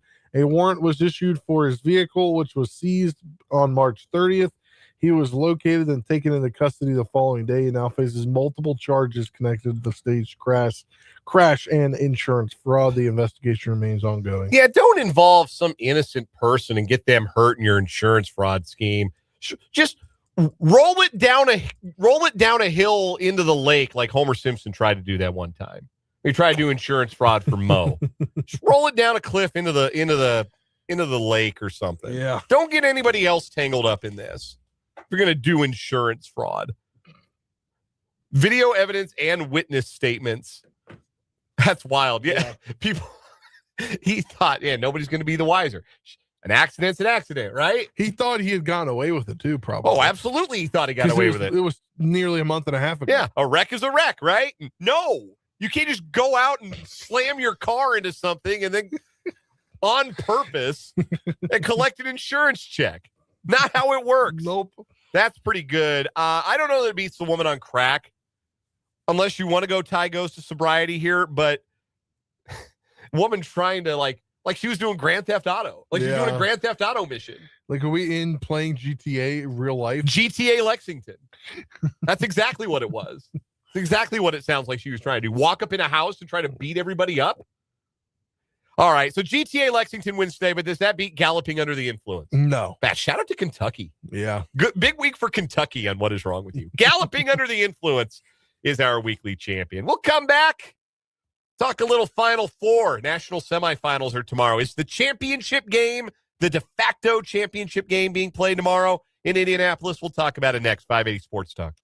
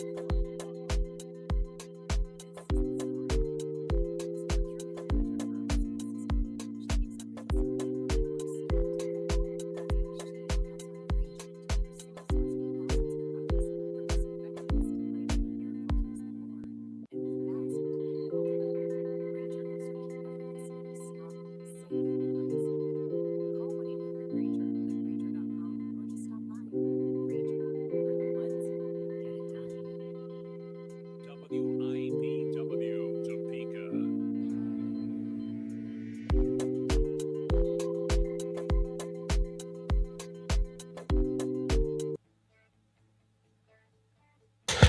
442 on 580 Sports Talk. Dan and Spencer with you. We were talking at the top of the hour about the state of the Chiefs wide receiver room, which Andy Reid believes is in a better position than most teams. And, well, to be honest, I think the Chiefs' position probably improved a little bit with the news earlier today that Rashee Rice is, at the moment, not subject to any punishment under the NFL's personal conduct policy. Their investigation as of now into allegations against Rice by his ex-girlfriend and mother of his two children has been closed. So the position improved a little bit as of this afternoon, but they still feel like wide receiver number 5 on the roster, and that's the bare minimum you carry. right? Like, you got to carry at least 5. Wide receiver number 5 right now is either Nico Remigio or Jason Brownlee. And look, like, wide receiver number 5 is not a guy who's going to catch a lot of passes, but you'd feel better with a little bit more depth. You'd feel a little bit better, particularly given the lack of reliability that the top 4 guys on the depth chart right now have displayed, whether that's a top draft pick, a first-round pick, or a day 2 pick at wide receiver, or whether that's a veteran. I knew we'd get this from at least one listener. We got it from a texter from 785 that's texted in. Tyreek, the nostalgia feels good. The nostalgia feels good. I'm not sure Tyreek Hill's leg feels good. And he hasn't signed yet for a reason. Will it ever feel good again? Like that, the nature of that injury was so bad that you really do wonder if he's ever going to be able to recover close to. Now, I'm not saying he's all of a sudden going to start running like me, but what is Tyreek Hill without the 4.2, 4.3 speed? Like, what is that player if he's only a 4.4? Let's say he loses just a step. And that's kind of injury for a receiver in their 30s, you would think would be the result or would result in a lost step. What is that player? I don't know. And I'd be hesitant to be the one spending a whole lot of money to find out. That's before you get to the part where I don't think he's the best guy in the world. I really wouldn't want him in my locker room. But if there's anywhere where he'd probably be welcomed into a locker room, probably be Kansas City. So you got guys who know him and who have gotten on with him well enough to win a championship with him. The counter on that text from the 913 says that he would be a liability on and off the field, which I kind of think. Like, you don't even know, like you said, Spencer, he hasn't signed. He's not going to be like, he's not going to go through off season with you.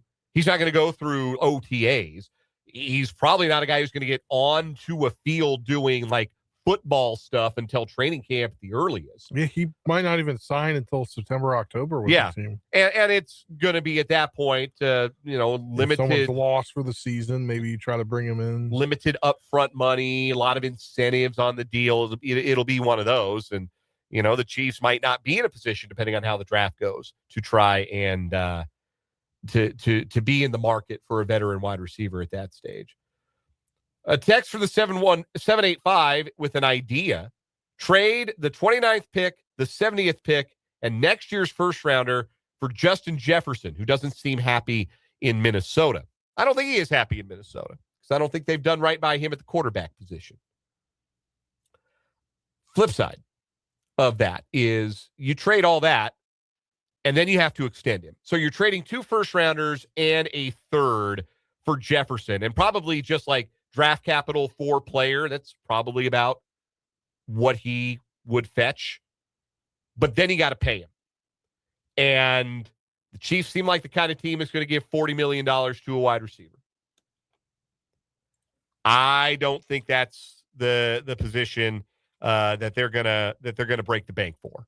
And Justin Jefferson is a break the bank wide receiver, as we know. He's already on a substantial contract for this year.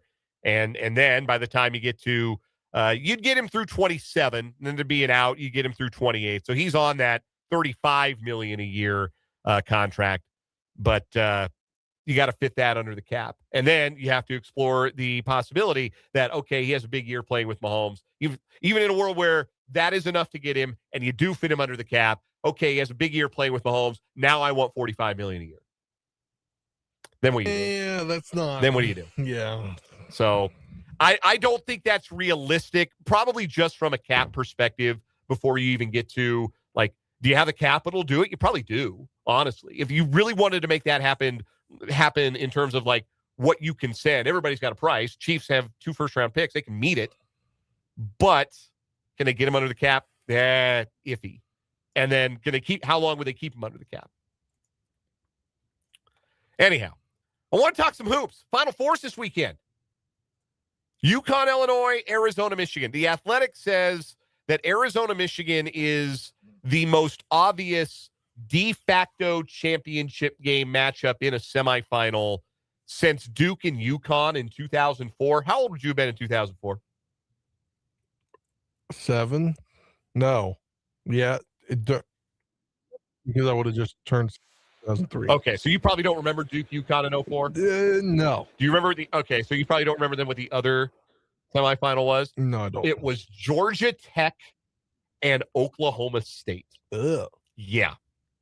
That was the other Final Four semifinal. So, like, Arizona, Michigan is very much like that was an awesome Duke team. They had Chris Duhon. UConn had him at Oak for. They ended up winning the championship. Duhon hit a half-court shot at the end of that game that made the margin such that Duke covered.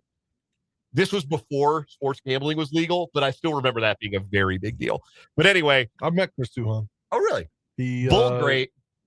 He used to coach at Marshall. Oh, I didn't know that. Until he got fired. Oh, well, that's here it is. Where is it?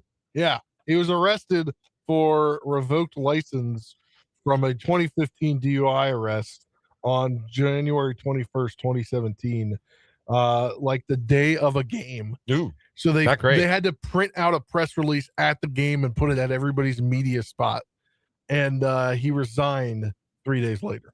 I don't have a lot for you on the Georgia Tech Oklahoma State game that year. Tech won. I think that Oklahoma State team, that was the Graham twins, Stephen and Joey Graham, I want to say. And then that Georgia Tech team, the only player on that team I remember was their big center. They had a big redheaded Aussie center named Luke Schenscher. My brother saw him at a Foo Fighters concert at the Pepsi Center once. He was on a two-way with the Nuggets. So that's a little bit insulting to this UConn-Illinois matchup to compare it to that Georgia Tech Oklahoma State matchup, because UConn and Illinois are both really good too, like really good. Yeah. All four of these teams are top 10 teams in Ken Palm. Like, these are excellent teams that are playing, but Arizona, Michigan is like the game of is the game in the sense that these have been two of the three best teams all season long. And they're a fascinating matchup because both of them have won as many games as they've won because they're bigger than you and they beat the snot out of you. Well, now they've sort of met their match when it comes to size. I think both teams are going to be very similar in terms of a size perspective. I'm picking Arizona. I picked them to win the title at the beginning. I think Arizona will win because I think their guard play is better than Michigan's guard play, and I think their defense is just a tick better than Michigan's defense. And I think that's what's going to see Arizona through. I think that's why they're going to win that game. I picked Illinois to go to the national championship game at the beginning. I'm going to stick with that. They're the best offensive team in America, according to Ken Palm's numbers. Illinois, the number one team in offensive rating. UConn is the worst of the four teams in offensive rating. But it's wild that we're like Arizona, Michigan is like the big matchup. If UConn wins two more games, that's 3 titles in 4 years. That's crazy. We haven't seen that since UCLA, right? Like, you got to go back to John Wooden, an era of college basketball that cannot be replicated. And that's what UConn's got a chance to do, win 3 titles in 4 years. That's all-time stuff. Nobody is taking that opportunity seriously, though, because, after all, they were down 19 to Duke. Like, I know they won that game, but they got down 19 when they were playing a real team. I think Illinois beats them. I know they're the local favorite. Kansas ties for Brad Underwood. Kansas ties for their best player, Keaton Wagler. But I love how they control games. Illinois always feels like they're in control in a way that UConn doesn't. And so I give you Illinois the edge there. I think Illinois and Arizona win on Saturday. Who you got? Ooh, who do I have? I think I got – I'll tell you what my bracket says before we do this. But I think I have – I got Arizona because I have Arizona winning the whole thing. Uh-huh. I think I got UConn. Okay. Was that your title game from the beginning? No. My title game was Florida, Arizona, but I have UConn. I had Florida beating UConn. Oh, okay. So you had UConn going this far. I got UConn as a respect to my bracket. Okay. Those games, again, tomorrow over on our sister station, the big 94.5 Country, WIBW FM, 94.5 on your FM dial if you want to hear those. We'll have Royals baseball here on 580. We'll come back, play a quick round of Change My Mind to wrap up this 4 o'clock hour of 580 Sports Talk.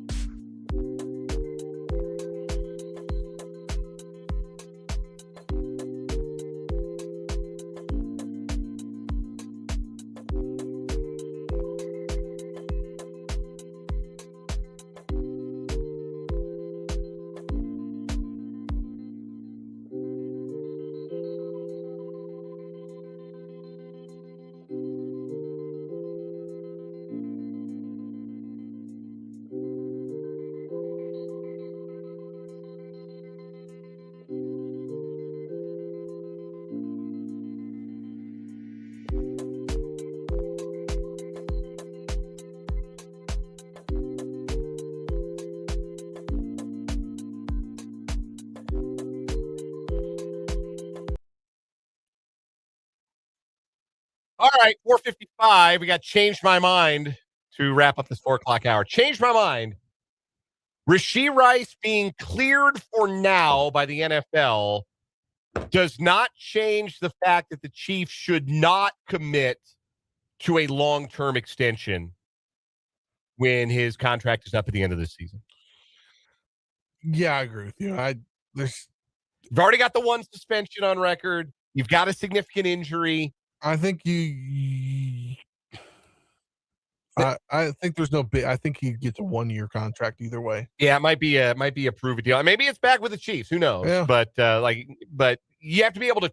If you're going to give out a 4-year deal, if you're going to pay near top of the market money for a wide receiver, you better be able, or for any player, or it doesn't matter position, regardless of position, you have to be able to trust what that player is going to be delivering over the length of that contract. And I just don't know, even with the news today that he's not going to be suspension and that the current investigation or the investigation the NFL was doing is closed, that he's proven to be particularly trustworthy for reasons that are both his fault and not with the injury. Do you have a Change My Mind? Yeah, I do. In light of Flory Bidunga making this announcement today, but with the possibility of not going to the draft, but if he comes back, this lineup and these guys off the bench, KU wins the title next year. Taylon Kinney, a big-time transfer, Tyron Stokes, Bryson Tiller, Flory Bidunga, Paul Mbia, Cole Rosario, and another transfer. That lineup wins you a national championship. Change my mind. I mean, I need more shooting. There's not enough shooting in that starting lineup. Transfer. Whatever the big-time transfer okay, even if the big-time transfer is a 40% three-point shooter, I don't think Stokes is. Certainly Bidunga and Tiller aren't. And I don't know that Kinney is. I don't think there's enough shooting there. I think that lineup needs more shooting. Also, I don't think you don't think Rosario's thing? It doesn't sound like Rosario's thing. I don't think he's going to stay. Yet, so. No, he hasn't. I don't think he's going to stay. We got one more hour. Headline to some Royals talk on 580 Sports Talk.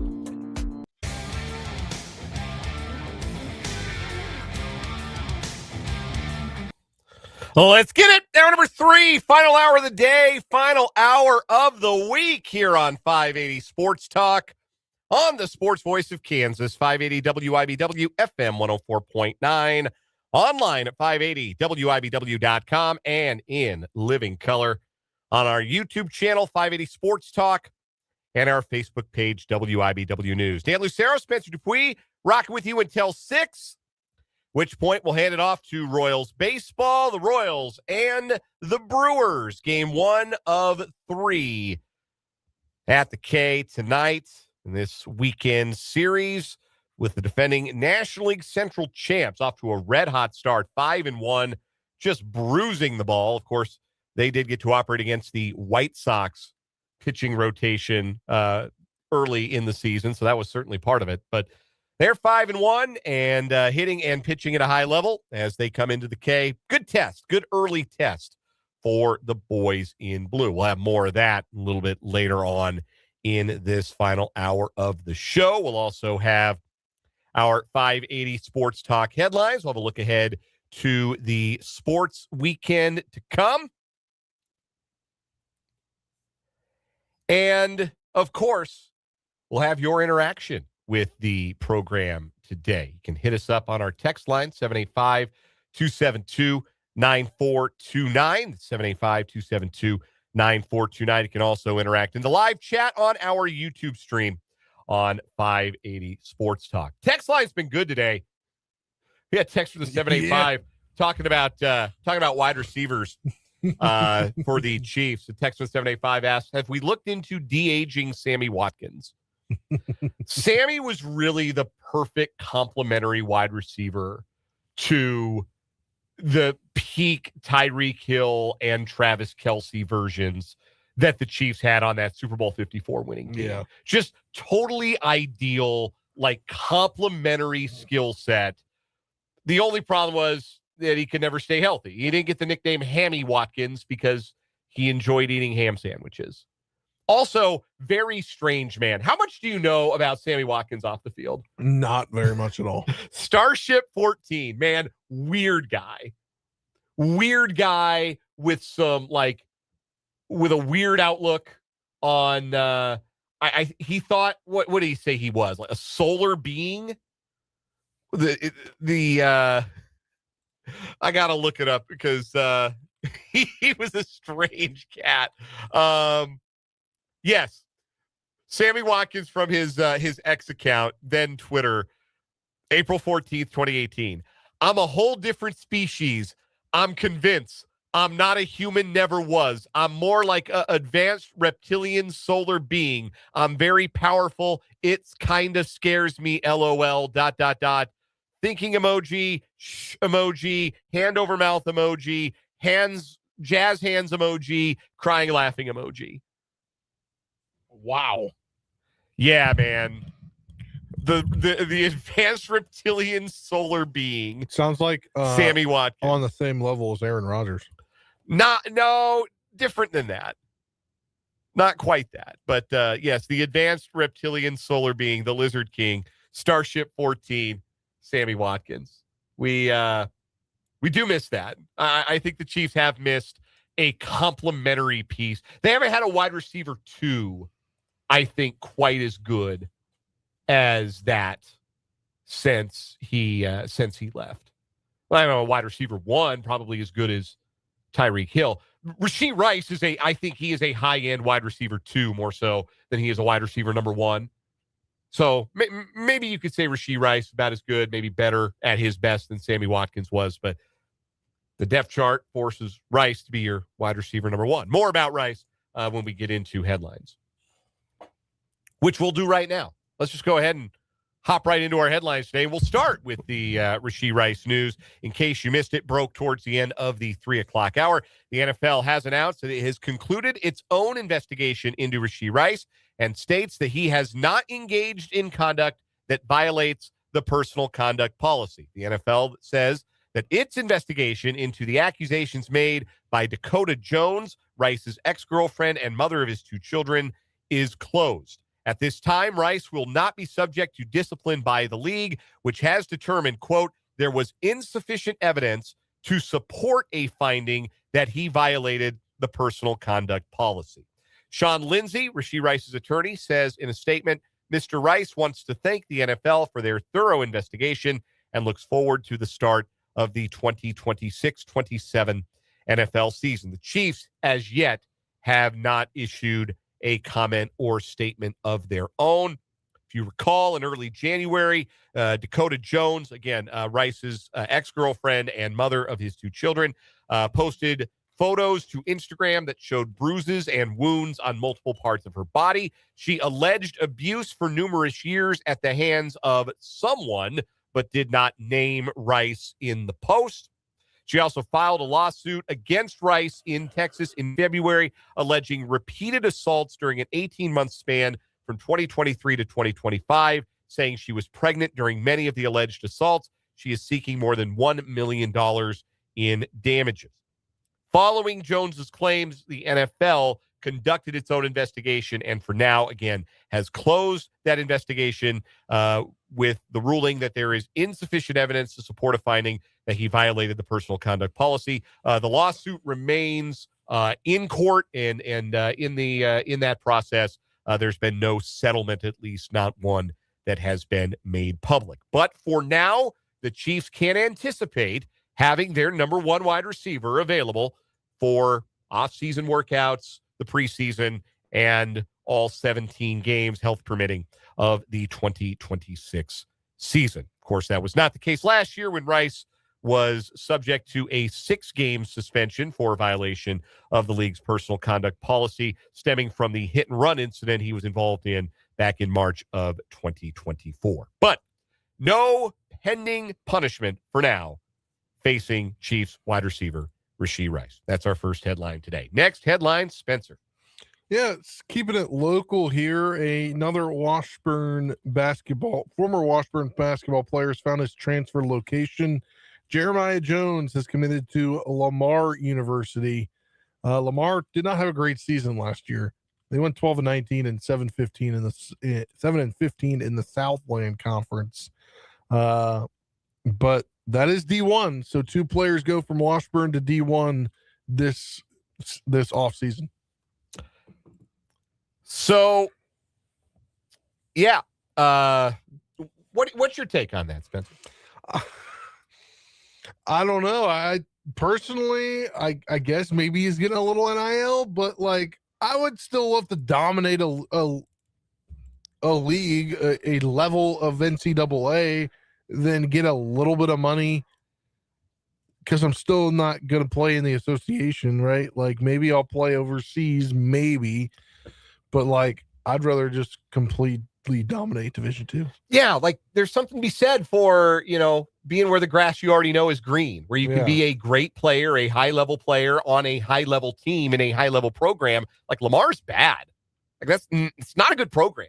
And like it's not particularly close to home. So it's hard, at least on its face, to see the appeal beyond, well, yes, Division I programs typically have a little bit more in terms of NIL resources than a Division II program might. But like if that's all there is, that's the only reason you make a move. And I don't know Jeremiah Jones well enough to say whether or not that's the only reason for the move. But, speaking in hypothetical terms, if the only reason you make a move is for the money, got to be prepared that maybe that doesn't turn out the way you want it to. They did just hire a new coach. Yes. Jordan Fee. I don't exactly know where he was before. Well, let's find out.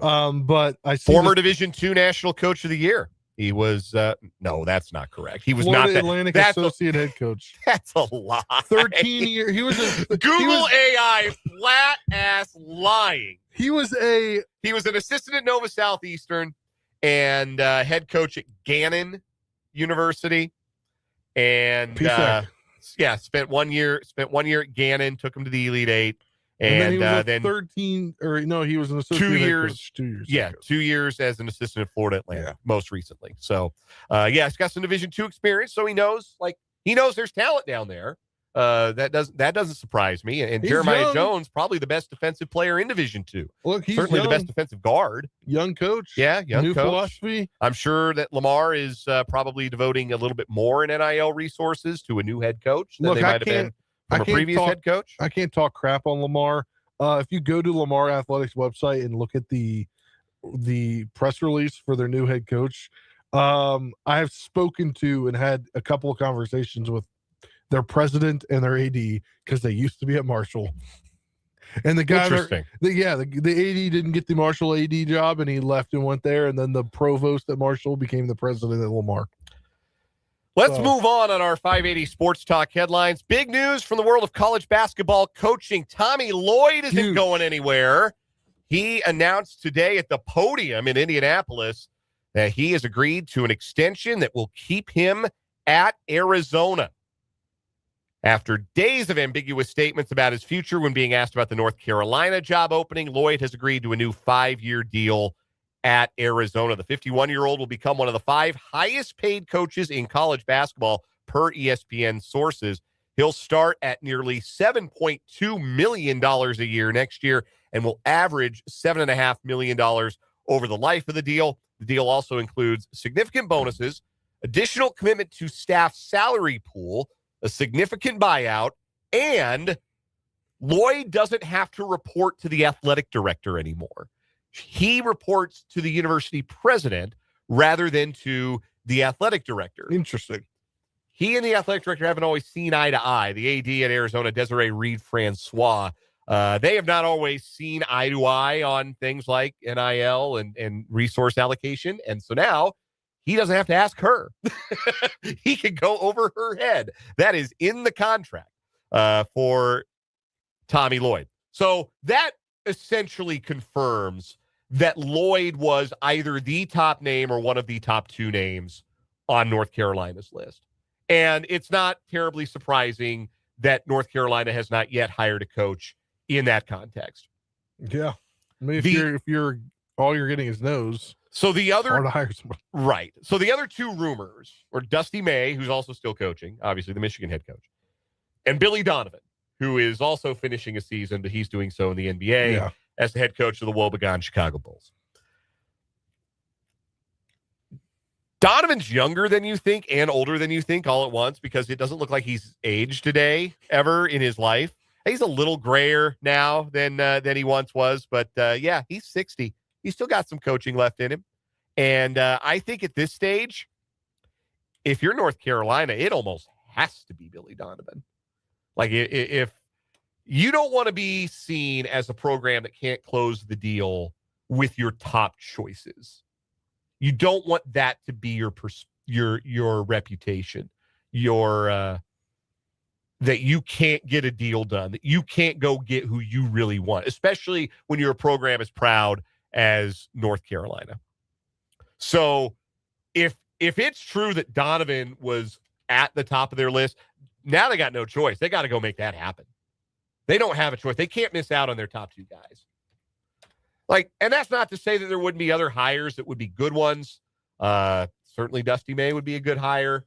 Like TJ Otzelberger would be a great hire. But does Billy Donovan want to go back to the college game? Does Billy Donovan want to keep coaching the dog-ass Bulls? Does he want to keep coaching? He could easily not coach anymore. Yeah, he doesn't have to do it any longer. That is I'm just certainly saying, true. I don't necessarily know that I would want to jump back into the college game in which he excelled as a coach, right? Like 20 years ago, right? 20 plus years ago, right? The Billy Donovan I know did so well at the mid-major level. He jumped to Florida in 96, right? Right. And was such a great coach. But it's a totally different era of college basketball. It is. And that's kind of why his name has shown up in other searches the last couple of years and why he still stayed. Well, the nice thing about with the Donovan Bulls. is there's no, I guess I shouldn't say this. There's no like big buyout necessarily. Yeah. Like he can just leave the Bulls. I don't think UNC has to buy him out of his contract necessarily. It's that would be one maybe positive in that direction. But yeah, it's been a long time. College basketball is very different than it was when he left it after 2015 and took the Oklahoma City job, took the job with the Thunder. But that being said, like if he was ever going to go back to college, and there have always been rumors that was a possibility, and those rumors don't persist for no reason, right? That suggests that there's always been, at the very least, yeah, maybe if the timing is right, maybe if the job is right. Well, the timing and the job are right, because the job is North Carolina, and that's a top 4 job in the sport, maybe top 3. And the timing is right from the perspective of the Bulls stink and have no plan to get better anytime soon. Like, this is the time. If he's ever going to do it, it's now. And if that's who North Carolina wants, they now have to make that happen, because you cannot be seen as, well, okay, you're a top 4 job in the sport, but you can't get your guy. Why can't you get your guy?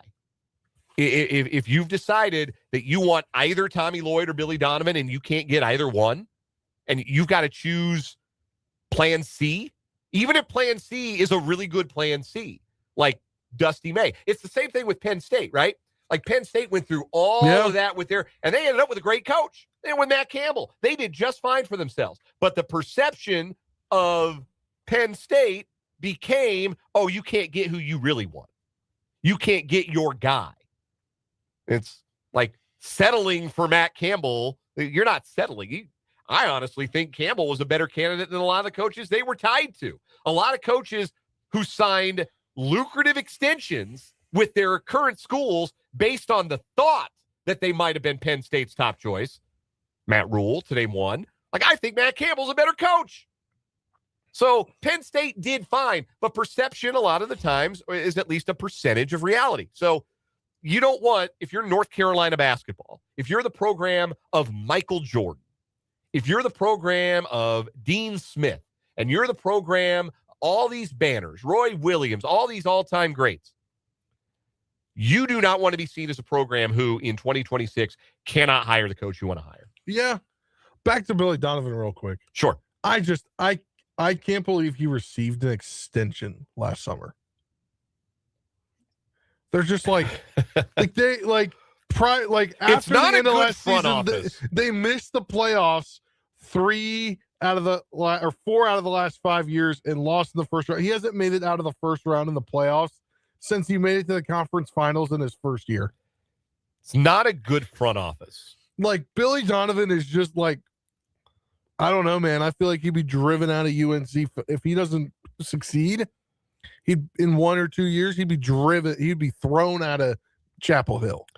Yeah, I mean, that is a job where you have to win, and you have to win right away.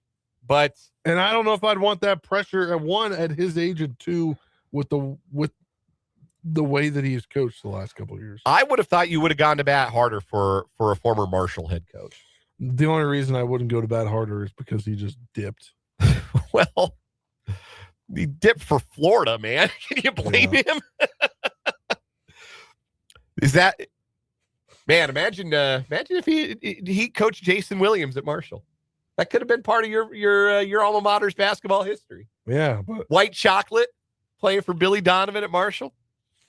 Anyway, let's move on. You got another headline for us? Yes. Cam Boozer, AP Player of the Year. Not shocking, I don't think. 5th freshman ever. Fred Hoiberg named the AP Coach of the Year.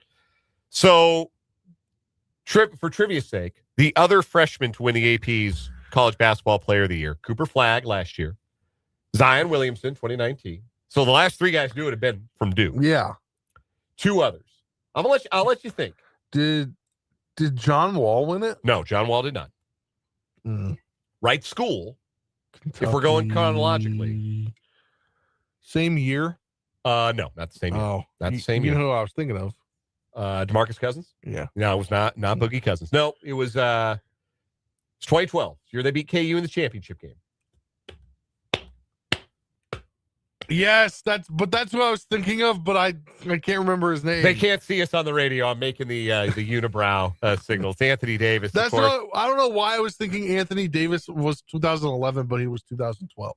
And, well, I mean, 2011, 2012, it's the same season. I mean, yes. Yeah. And then, of course, the first freshman ever win the AP National Player of the Year, the baddest man to ever walk into Allen Fieldhouse, Kevin Durant. Yeah. So those are your freshman winners of the AP Player of the Year. I like the trivia of it. Cameron Boozer wins it this year. Fred Hoiberg, National Coach of the Year, which leaves the question of how good a coach could he be if he could count to 5? I'm sorry. I'm never going to let it slide. Ever, Nebraska. I'm never, ever going to let it slide. They lost the game. They had 4 guys on the court in the most pivotal defensive possession of their season, the Sweet 16. Never, ever going to let you forget it. Oh, gosh. You did hear, though, that they've got a new corporate sponsor lined up at Pinnacle Bank Arena for next year.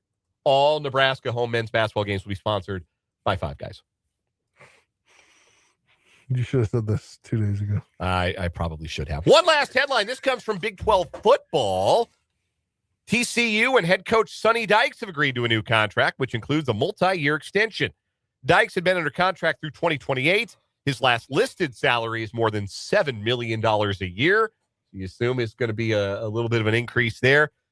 No program has won more games in the Big 12 since 2022 than TCU.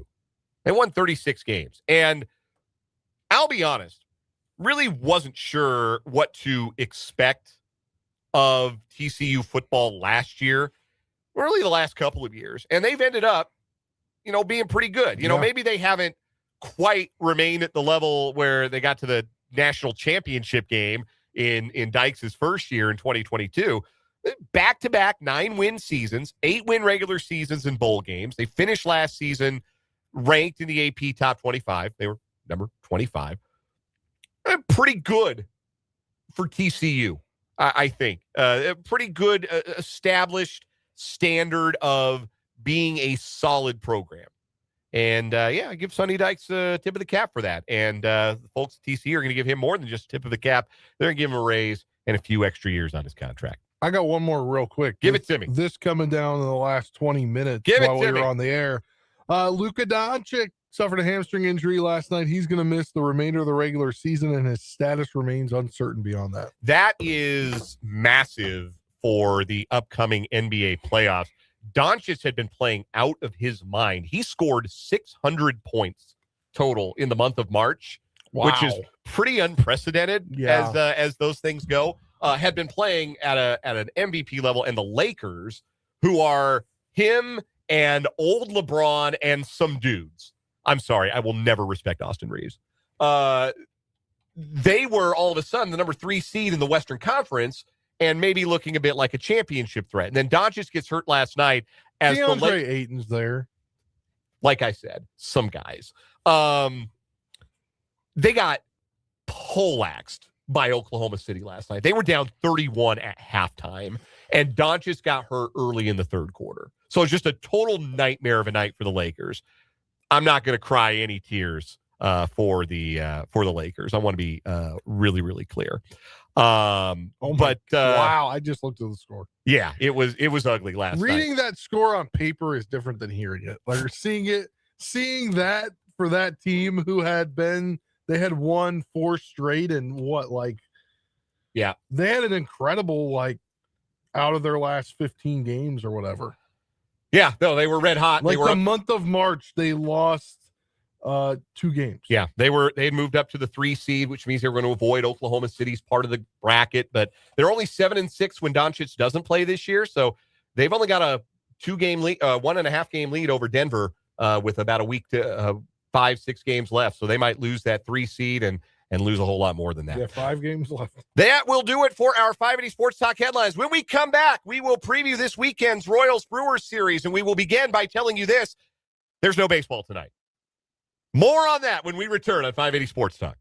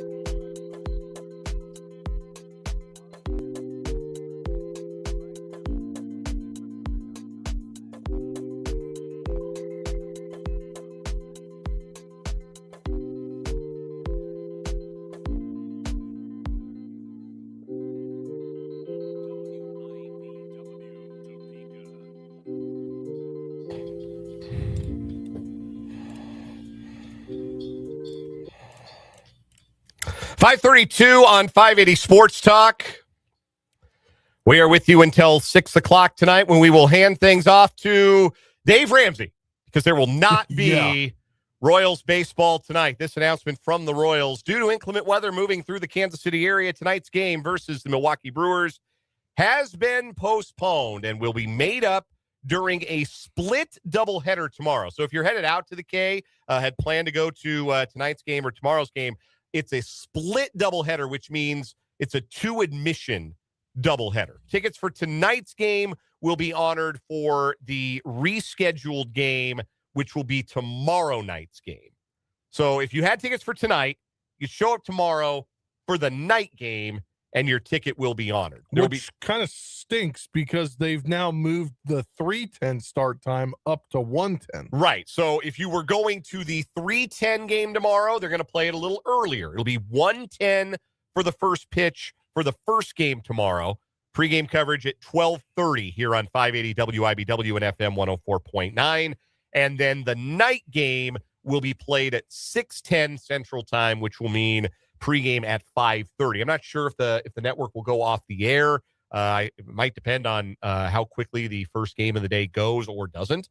But a 2-admission doubleheader tomorrow at Kauffman Stadium. No Royals baseball tonight. The series against the Brewers will have to wait. Which also means no Apple TV broadcast. No Apple TV broadcast. Man, what am I going to do, man? I had Apple TV all queued up. Somebody What might am have I bought do? Apple TV today and are very mad at this moment. Well, Or we'll turn on Apple TV at 6:45 and be like, "Where's my Royals?" Are they going to make me watch? Maybe I'll finally watch another episode of Slow Horses. My parents love that show. I watched one episode, man. I needed the subtitles. I've never It was, heard of that. Gary Oldman's in it. It's supposed to be really, really good, but I watched one episode. I couldn't follow the dialogue, man. It's all these really thick English accents, and I just couldn't follow the dialogue. And it's not because, I'm lazy and I don't want to follow the dialogue. It's just, it was really, really quiet show and really, really thick accents, and it did not grab me in any way, shape, or form. Sorry, Mom. Sorry, Dad. Just not that one didn't grab me. But, we'll have to find something else to do with our evenings. Suspect that will not change that Luinder Avila will start tomorrow. He had been called up from the AAA roster to fill a void in the rotation left by Michael Wacha, who is sick. So he is unable to make the start. Avila, I would imagine, would remain the scheduled starter tomorrow, either in the early game or the late game. Royals haven't made that public. They'll get another player, too. Yes, they'll get to add a 27th man. So wonder if that'll be Eli. Wonder if that'll be my guy, Eli Morgan, get the call. It's usually a pitcher. It's almost always a pitcher. So the scheduled pitching matchup for tonight had been Avila versus Chad Patrick. Saturday's pitching matchup was set to be Seth Lugo against Brandon Sproat. Sunday, a pair of I think Kyle Harrison's left-handed. I should probably double-check that before I say it with such confidence. Kyle Harrison is left-handed. I was right. I should have trusted myself. Battle of lefties on Sunday. Kyle Harrison for the Brewers. Chris Bubich for the Royals. Funny. So this is what the Brewers do, right? Like, they develop pitching. And they develop their own, but they'll also develop yours if they can get it in a trade. Like, for example, Chad Patrick was acquired via trade and made his debut with the team last year. Brandon Sproat came over from New York when they traded Freddie Peralta this offseason. And Kyle Harrison came over from the Giants, from the Red Sox. He'd already been traded from the Giants to the Red Sox. They got him in a trade in February with Boston. And all these guys are pretty young, or Harrison and Sproat anyway. Sproat's 25, Harrison's 24. But the Brewers have kind of become they've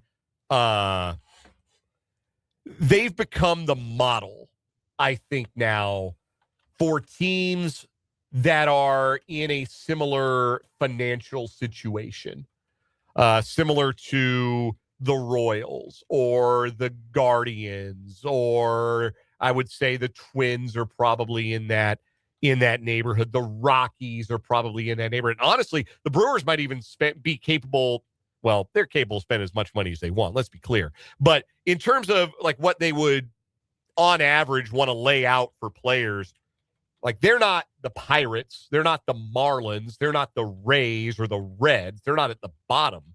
But those mid-tier spending teams that probably aren't going to be able to maintain their best guys, certainly have not shown that they are willing to pay their own pitchers top dollar. They traded Corbin Burns. They traded Freddie Peralta. But the Brewers keep winning. Over the last handful of years, they've been to the playoffs now 7 of the last 8 seasons. The only year they missed the playoffs was 2022, and they won 86 games that year. Now, granted, 2020 was a fake year, and they had a losing record in 60 games that year, still made the playoffs. But 96 wins in 2018, 95 wins in 2021, 92 wins in 2023, 93 in 24, 97 last year. They've changed managers.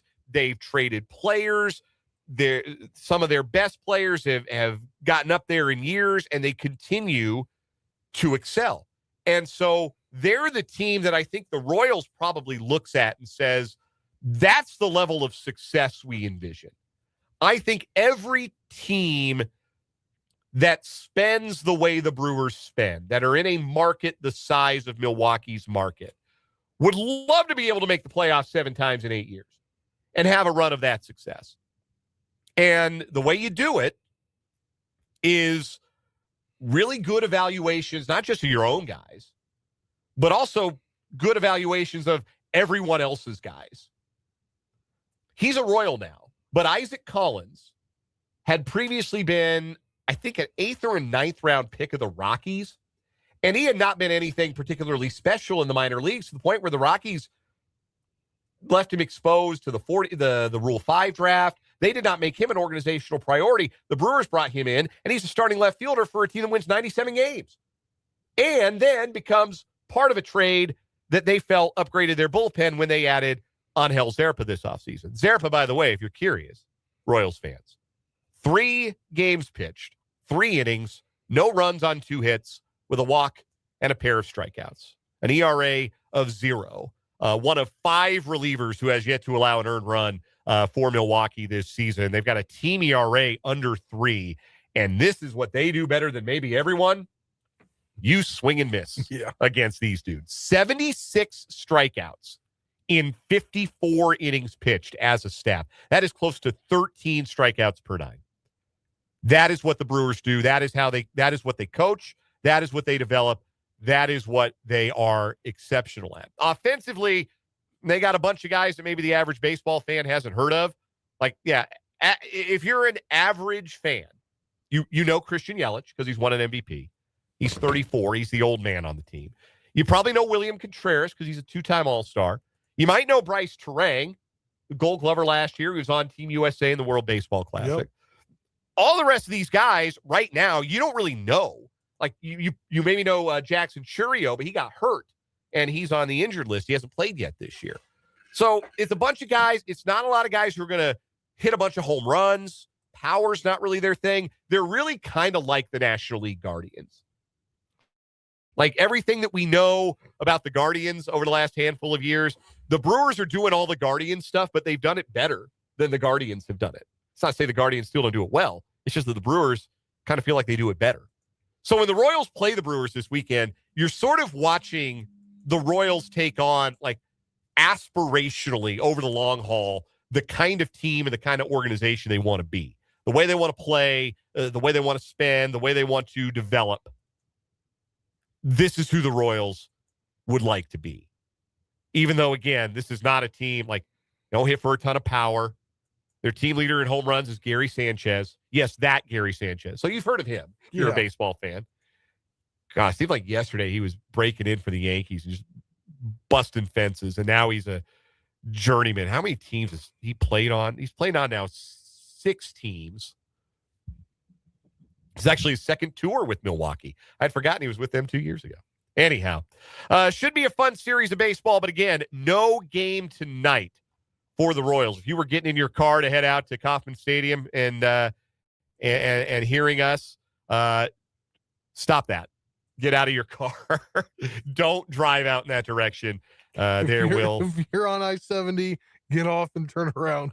There will be no baseball tonight. Split doubleheader, a 2-admission doubleheader tomorrow. 1:10 for the opener, 6:10 for the second game. We'll have coverage right here on 580 WIBW. Pregame at 12:30 tomorrow before game 1 of the double dip.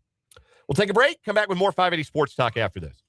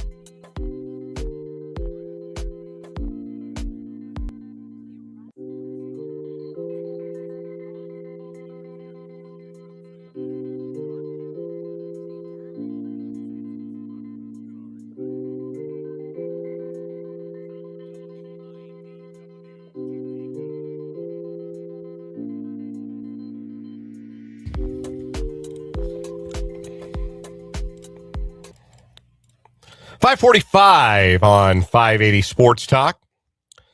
Text line 785-272-9429. YouTube live chat is open. Jeffrey asking if I have gotten Easter baskets for my wife and son. Asher does have an Easter basket. We're going to hide eggs. We've never done that before. It's a big one, big step. Sunday is Easter for those who do not know, and a happy Good Friday. Happy Good Friday seems odd to say, odd wording. The reason for the day, but for those who do observe Easter weekend, wish you a blessed one. This will be the first time we hide eggs for the kiddo. One of us is going to have to sneak out in the morning and get them out there because we don't want the squirrels to go spirit them away overnight or anything. So we'll hide some eggs and we'll let Asher go find them. And so I'm looking forward to that. That's going to be the highlight of my Easter weekend by far is seeing Asher go and run around after some eggs. I will be going to the Scarecrows game tomorrow. So. Oh, going to the Crows. Yeah. It's a playoff push for the home team. I believe they have made the playoffs. Are they in? I believe so. But it does look like we will see another year of Topeka Scarecrows. They've started, they started selling the tickets. Yeah. So... doesn't look like they're in yet. Okay. Yeah, doesn't look like they're in yet. I think 4 teams per conference. They're in good shape. It looks like they're 10 clear of the hat tricks of Danbury with a game in hand. The other 3 playoff spots are spoken for. But, one more spot to be claimed in the Empire Division. And, hopefully the Crows can snatch it and get into the postseason. Yeah, they've had some interesting roster movement this year. Their goalie, who started off the year really good, he kind of something happened. He just disappeared off the roster. But it's hard to tell. You never can find out what's going on because it's such a lower league. And then they do these things where ECHL, they'll buy the player in their right. Well, I mean that's minor league sports for you. Yeah. You know, you get attached to a player, and then that player gets a better opportunity, maybe in a higher league, and that's just that's how those things go. But now you get the Crows at home this weekend. It's Easter weekend. Royals are at home this weekend. Got the national semifinals. Got the Final Four on Saturday.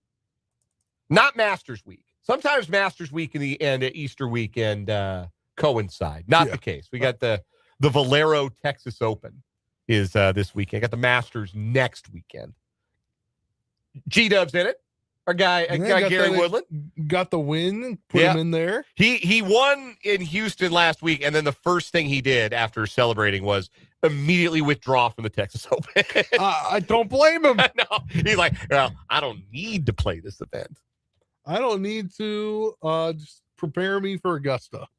Yeah. Let's go get ready for a return to Augusta, the old tradition, unlike any other. So that's a bit. Speaking of Augusta, did you see who ESPN is taking to Augusta for the Wednesday? What is it? The Wednesday family round or what it is? Par 5. I did not know. Jason Kelsey. He's going to commentate on ESPN Plus or ESPN. Does it feel like ESPN knows what they're doing with him? It feels like they're trying to feel it out. Like, yeah, they don't really know they also what took to do him with to him. that indoor golf simulator league. TGL, yeah. And he like went and broke all these FCC guidelines. But what does it matter anymore? He literally went and cussed up the world. Oh, here's something I wanted to talk about. So Travis and Jason on their podcast, the Kelsey Boys, they have a podcast. I don't know. I never heard of it. Don't know if people know this. Don't think so. They've got a popular podcast that's out there. And they were talking about baseball conditioning and how ridiculous the idea of baseball conditioning was. Because I don't know, but Travis definitely played baseball and was actually, by many accounts, he was quite a baseball player. Yeah. Like legitimately good at it. He was quite a basketball player too. And chose football. Yes, picked football over all of them. But they were talking about the idea of how silly it is that baseball players do endurance training. Like the idea of running foul pole to foul pole was just ridiculous to them. And that took me back to my playing days, my high school and college playing days, such as they were. I try not to overinflate the importance of, I played in college. I was on the team for a semester. Like I'm not trying to pretend that I was like a real full-time college athlete. I got a taste. I got a little bit of the experience, but don't go looking for my stats. I don't have any. Okay. Like I don't want to make it anything bigger than what it actually was. Yeah. I don't think they keep the Fall Ball World Series stats from 2004 to Pod Tiger baseball. I think those were wadded up and placed in a circular file many, many years ago. But let me tell you, I hated that conditioning. I hated baseball conditioning because it was so much running. And I think a lot of it stems, especially at the high school level, coaches don't really know what to do with you, especially if you're a pitcher. They don't really know what to do with you. You throw your bullpen. Well, okay, I did. Well, go run. Run polls. Yeah, like I could take some batting practice. No, we've already decided you suck at hitting. And in fairness to my high school baseball coaches, when it came to me, they were right. I did. I was very bad. But no, don't take batting practice. Don't go shag flies. No, I don't need you doing any of that. How don't you go run foul pole to foul pole until practice is over? I got a quick funny story here real quick. So my last job, we basically broadcasted one high school. Mm-hmm.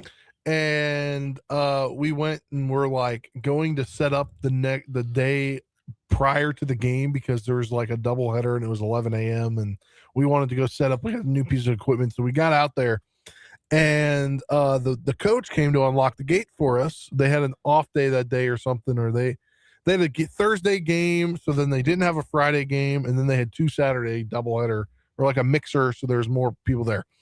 Well, the pitcher really wanted to hit and he wasn't allowed to hit. So they snuck into the stadium, had their locker rooms, and a hitting facility. Uh-huh. So they snuck under the fence, and they had the code every player had Sure. the code to the batting practice room. And we're like, what's that noise? And we go up and the coach is there. He opens the door and it's the pitcher who he didn't want to hit. He's like, you're not hitting. Like you Get some hacks in. Yeah. Respect. God, he had to run polls while we were setting up. I got 5 at-bats my senior year of Legion ball, and they were all by accident. Well, all but one of them was an accident. Like I had to come in relief for a pitcher who actually did get to hit. We had a handful of those. I was not one of them. I went 1 for 5 with an infield single. That's what you're working with me at the plate. We'll take a timeout. We'll come back. We'll put a wrap on this Friday edition of 580 Sports Talk.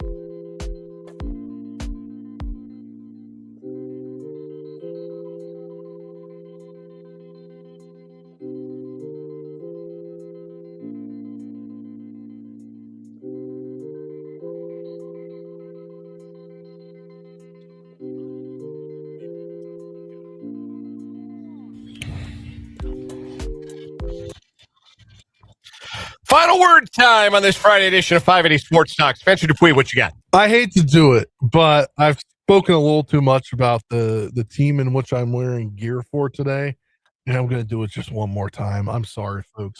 Marshall basketball, they are in the WNIT championship tomorrow. Not the WBIT. No, This is a different this thing. is the WNIT, the women's NIT. They get to host Illinois State tomorrow. Sold out crowd at Cam Henderson Center in Huntington. And the women's team, well, they've been good. They've never really done anything. They've gone to the WNIT before, lost in the first round. They were in the WBIT the quarterfinals. They've won the first round of the NCAA tournament twice. They had a chance to go win a WNIT championship. And for players in college like that, for players that know that they're in the mid-major, like, why not go and play that kind of tournament for a team that had success in the regular season and wants to go play out the end of in the postseason? Shout out to the AD for putting up money and in the pay-for-play tournaments. All the best to Marshall women's basketball, and if things go south, they can always hire Kim Caldwell back. They will help her pack in Knoxville. They will help her pack and drive her to the airport.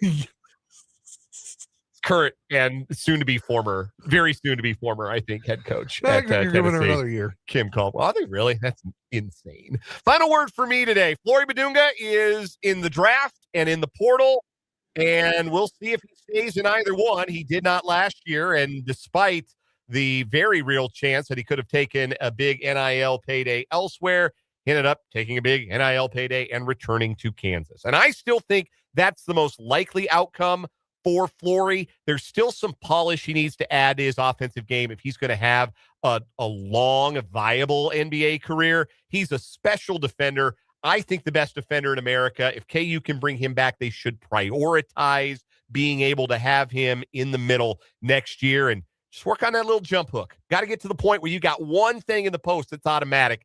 If Flory can get there, he could be an All-American next year. And if he's going to be an All-American, it better be at KU. We're back on Monday at 3 o'clock. Have a great, blessed Easter weekend. For Spencer Dupuis, I'm Dan Lucero. This is 580 Sports Talk. No Royals baseball tonight. They're postponed. Enjoy the doubleheader tomorrow. For now, good night.